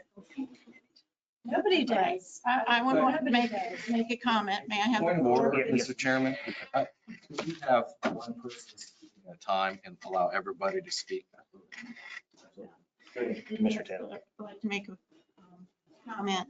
I've been concerned about this issue. I wrote a letter to the Ethics Commission. I have no standing as a single commissioner in an opinion. I think it's important that you review the process, make sure that everything's done correctly, and for public meetings, they need to be open to the public, with an agenda and so forth. So I'm in favor of seeking an opinion on behalf of the county commission. Jane, I just wanted to give Ms. Milron, I think did you contact the Ethics Commission about it? And Yes. And they directed you that we, as a governing body, would have to seek that opinion. I don't want the words in your mouth. No, I did contact the Ethics Commission. And as a regular person, citizen, I had no way to get an advisory opinion because I'm not a public official. The only other option I had was to submit a declaratory judgment action in court. And I didn't really want to do that. I wanted to go through this. So we went to planning commission meetings, and this is how we stumbled upon this, my husband and I. We also, I won't speak for Ms. Marshall, but she's also evidently running on parallel tracks with the same issue. We got similar responses from the Ethics Commission that said that they, even if we told them the correct information, that they probably should be at least publicly noticing the meetings, which was not being done. And so that's, I went on that. So then that's why I came before the commission, I think a month ago, and asked, kind of talked about the situation. And then last meeting, I did a formal request for the advisory opinion rather than doing the alternate, just seeking help from our county commission. Because you are the appointing body to the planning commission. That's right. The planning commission, and they did, Ms. Marshall, do you want to talk on from your email response? From the planning From the commission. The planning commission, I wrote to the planning commission. You were there, Mr. Stoller. And there was an agenda item, and Mr. Cochran was there. And it was discussed. And Mr. Cochran said that if a subcommittee deliberates towards an opinion or an action, then it falls under the Open Governmental Meetings Act. And he would reach out to the Ethics Commission for an opinion if the Planning Commission wanted it. And the Planning Commission did not motion for an ethics opinion. And Jennifer Brockman has said, we have had several subcommittees and we've always done it this way. And that was at the end of the discussion. And there was no action towards seeking an ethics opinion. And further, in the October meeting, we know that the subcommittee did meet because the person who was hired, Paul Rocco, to do the rewrite of the subdivision ordinances had said, we met in a meeting. He put it in a letter, it made it into the agenda that you needed, that the subcommittee met, and it was decided, he wrote a letter to staff to ask for the waiver commission or waivers, people who seek waivers not have to have a public hearing. And so clearly they deliberated towards a decision. It went before the planning commission, and then there was an action taken that night.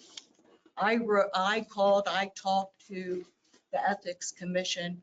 He sent me an unofficial position. He said it did not matter if there was a quorum, that if you're deliberating towards decisions, it has to be publicly noticed. You have to have an agenda, and the public can be invited. And Mr. Cochran, I'm a little surprised you wouldn't know that a quorum is not, not needed. And that was Alex, she told me the same thing, because there wasn't a quorum, then you do not have to abide by the Open Meetings Act. Well, I guess that goes back to my question to you. Who has standing? Any commission has standing with the county commission? That was sort of my first question I had to you. I think the planning commission certainly would. You may, because they're a component unit of, and I suppose that would be a decision that the ethics people would have. Whether or not we had standing. Whether or not the commission had standing. No. If you ask a question, I don't think you have standing. You don't have standing. So There's no reason to delay this. I don't see any reason to keep it down the road. I get real tired of that. I'll just go ahead and make a motion that we have our legal counsel submit an advisory opinion to the Ethics Commission on if the planning commission and its subunits need to abide by the Open Meetings Act. We don't have legal standing. I'm sure they'll come back and tell us that we do. Second. Any discussion? Better discussion. I haven't spoken. Yeah, I think this is a very good idea. Thank you for raising it, Commissioner Jackson. I'd like to get more information about what the rules are about the subunit. Subunit meeting. Committees. Right. I'd like to get more information about that, but let's take it a step further. Let's say the Ethics Commission says there's no obligation. Does that mean we have to follow that advice? Just because there's no obligation doesn't mean you can't do it. Well, I'd like to deliberate about that, regardless of what the Ethics Commission brings back to us. I'd also like to broaden this topic in our next year as we do business and look at public information generally. We have some shortcomings as a county government. This is one example of that. Thank you again for bringing it up. But we have simple problems such as not having microphones in the room that damages the public discourse. We have complex problems like how to put information online so it's accessible to the public. And we need to look at all of that. This is a great first step. I will be voting yes. Any more discussion? All in favor, say aye. Aye. Opposed? Motion carries 5-0. Next is agenda item number 16.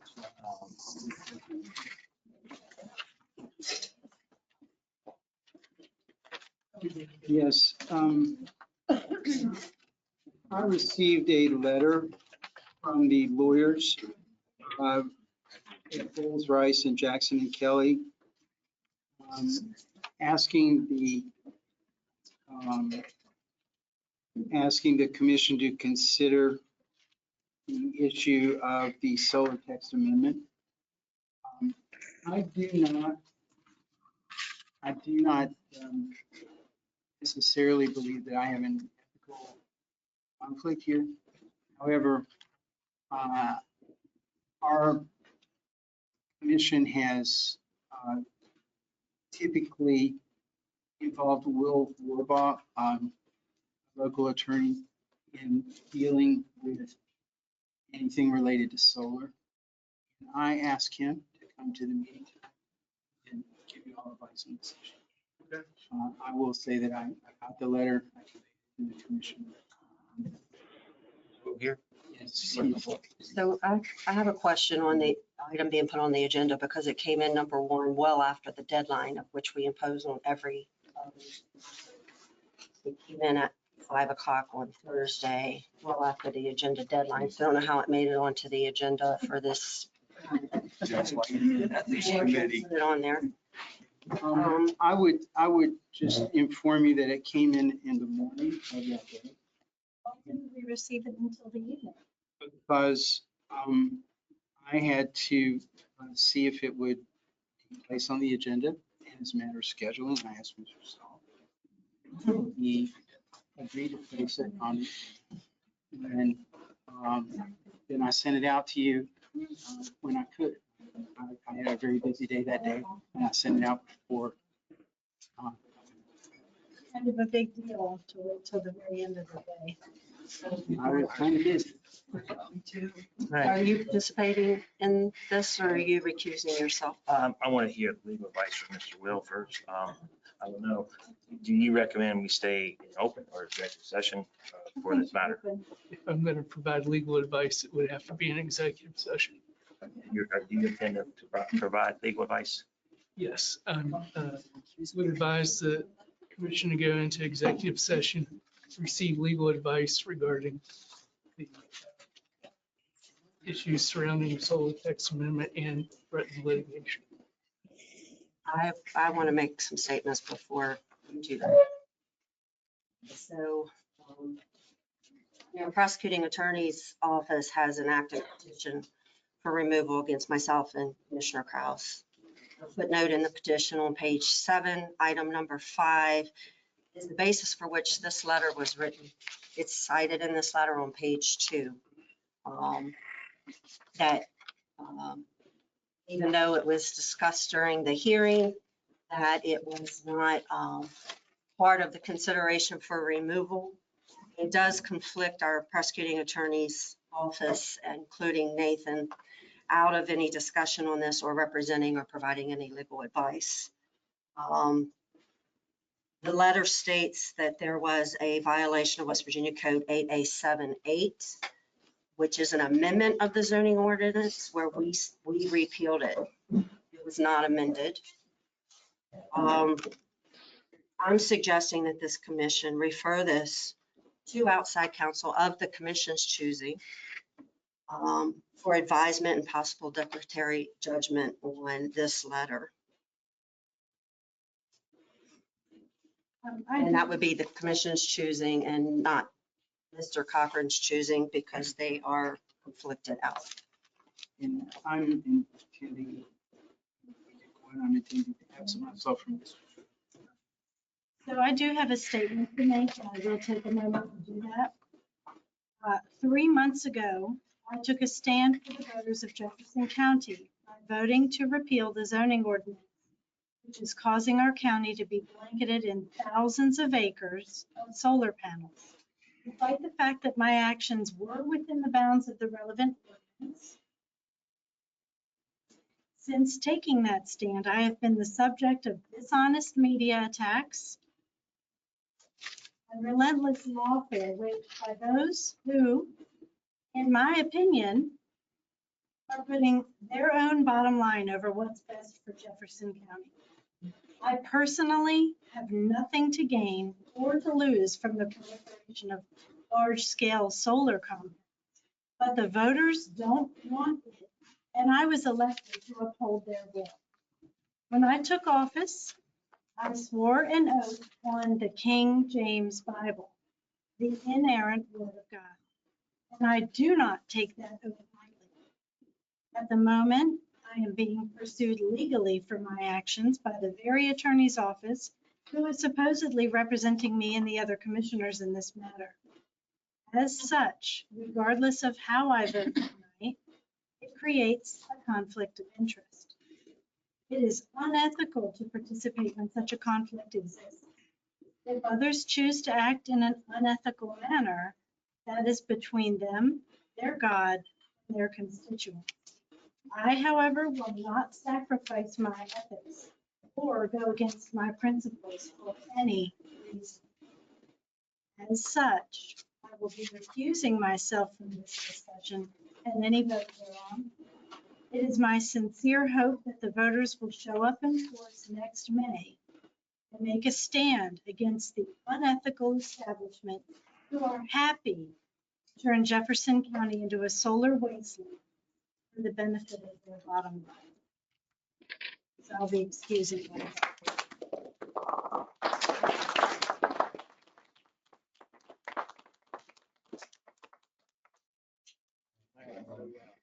So you're advising us to go into executive session.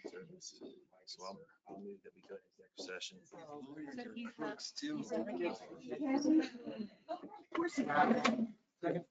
Any discussion? All in favor, say aye. Aye. Opposed? Mr. Stolper, Use myself. I yourself? participated in an activity that I think is illegal and Exactly. What about you? You have to gain.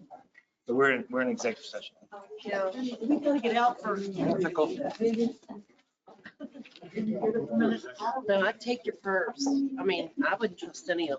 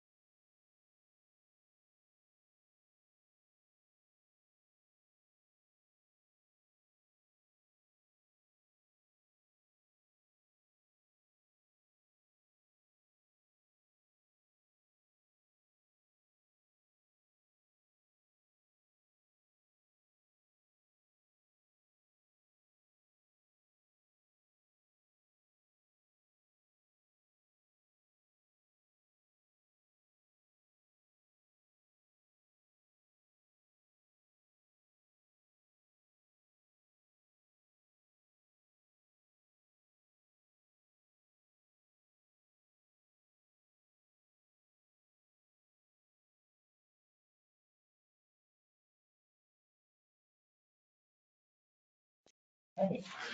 Well, maybe we come out of executive session. All in favor, say aye. Aye. Aye. Any opposed? All right. The floor is yours, sir. Okay.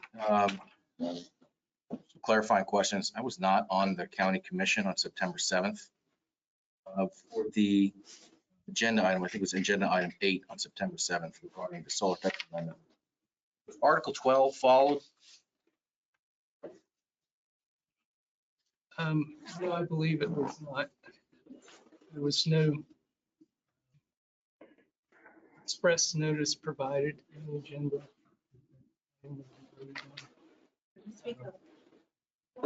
Not hear you. Okay, sorry. And also, it is required by the zoning ordinance that a public hearing be held before making a change to the zoning ordinance. Hearing has to be held first by the planning commission. They have to consider it, decide if it's consistent with the comprehensive plan. And then if they approve it, approve recommending it, then they recommend it to the county commission. County commission has to have a public hearing.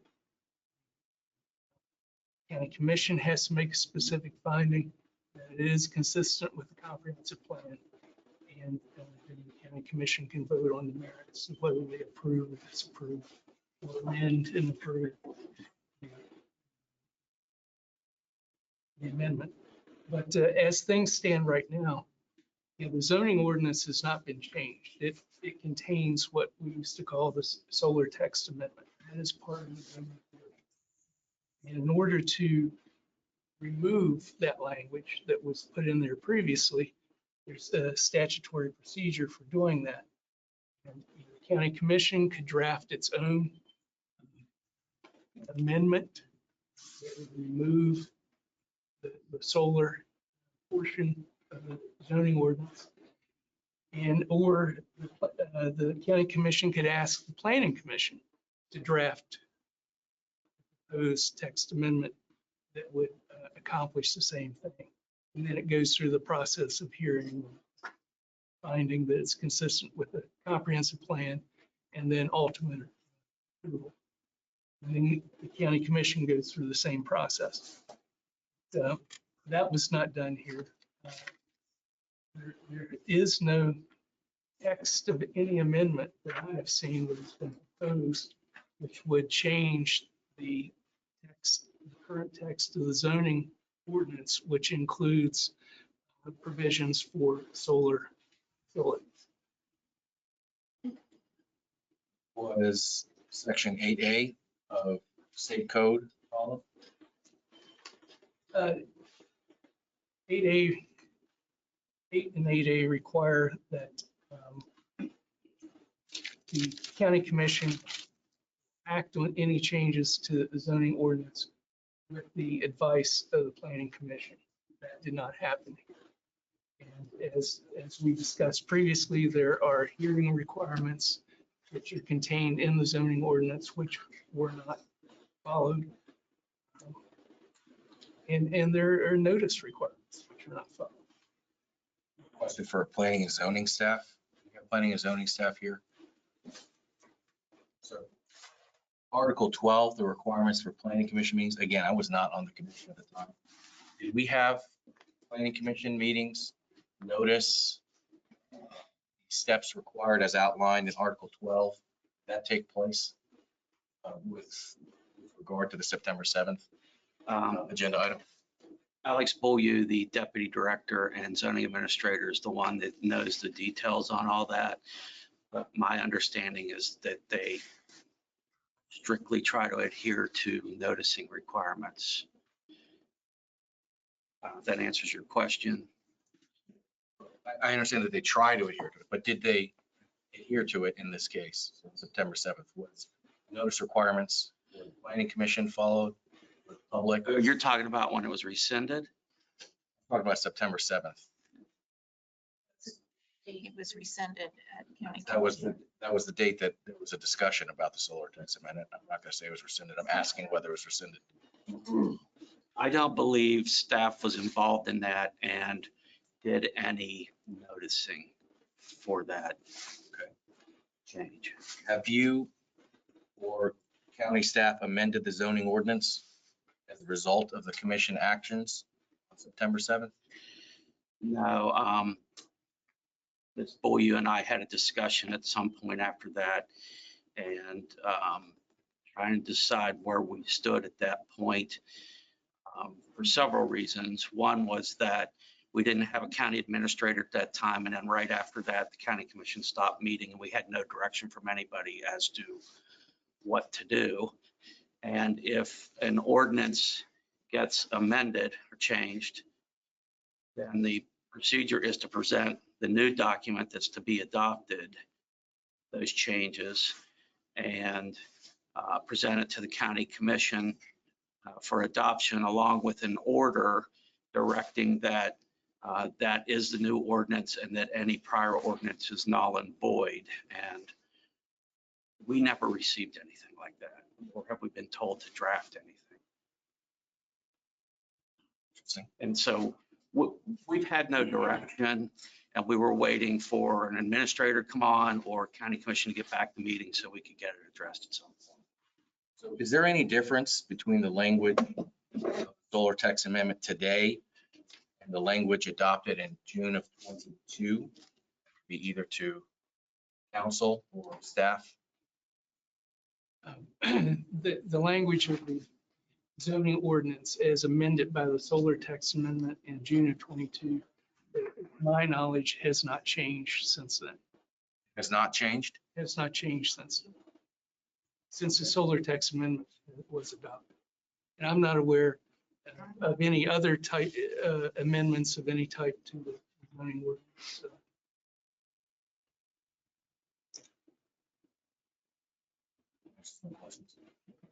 Anybody else have more questions? Staff or council?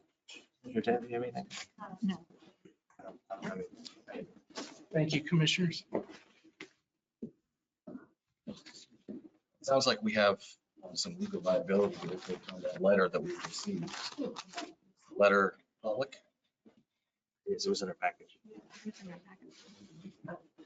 I have a three-part motion for our consideration.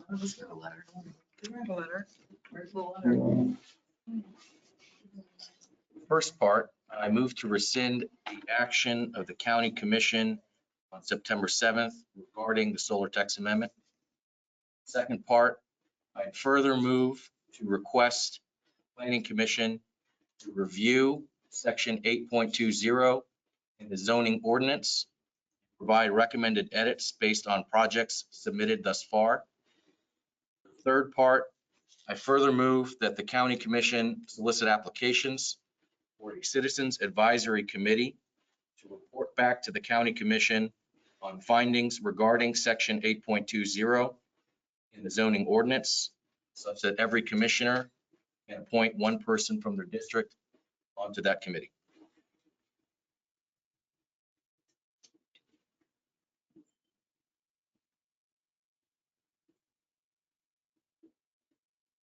I'll say. Discussion.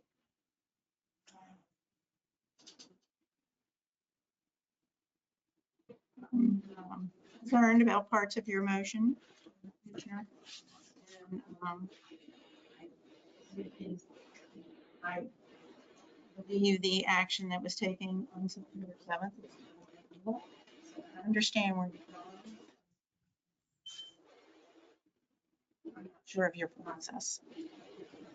The official with this. I think that's fair. I respect your view. I'm learning more about this issue, solar tax amendment and solar farms, industrial scale solar in general. I'm particularly interested in site plan requirements, bonding, and how they may affect the enforceability of sediment and erosion control. I'm not an expert. I'd like to learn more about it. I think we've got 4 projects in thus far. And personally, I think if the planning commission is asked to review what has happened over the past year by recommended edits, that'll inform not only the planning commission, but the public and also the county commission on how to proceed. I'd like to hear what they have to say. I think this is a reasonable path forward.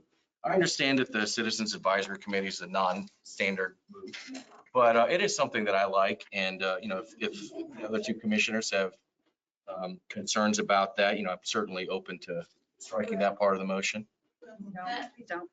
I think until we flesh that out, Citizens Advisory Board do, and the number of citizens that would be appointed.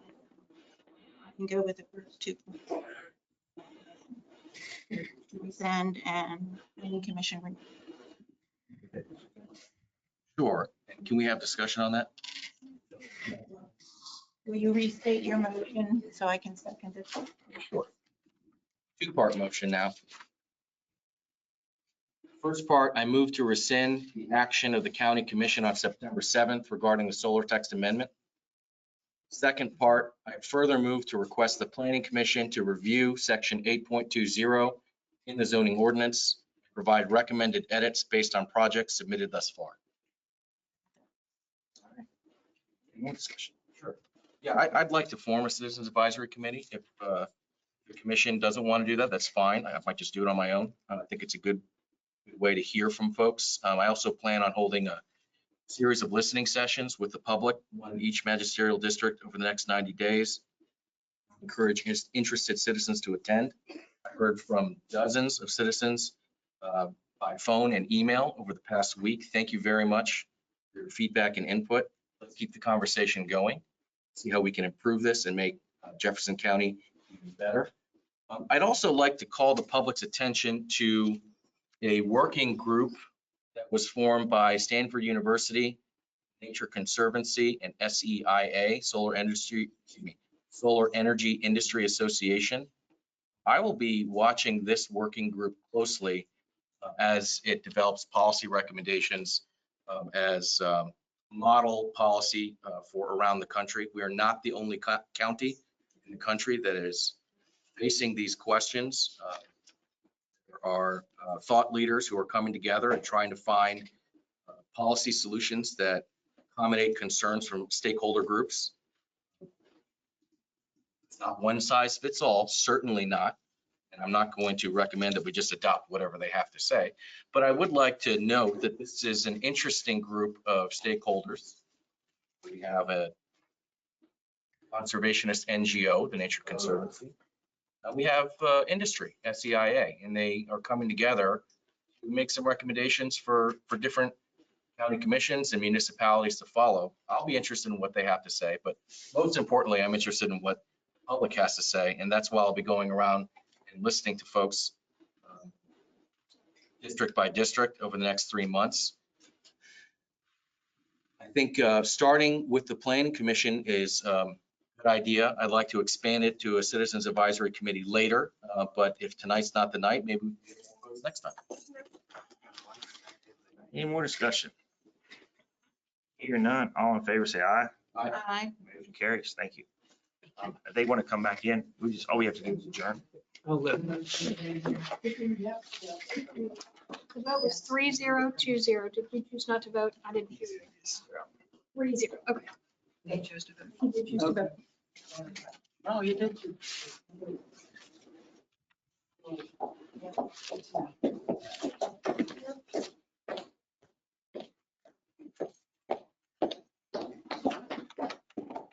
Commissioner.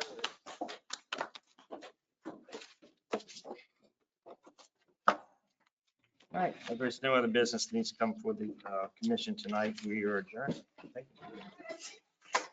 We have to make a motion. I think you have to make a motion. No, but I mean, it's his goal. He's from Conservation International. So he already has.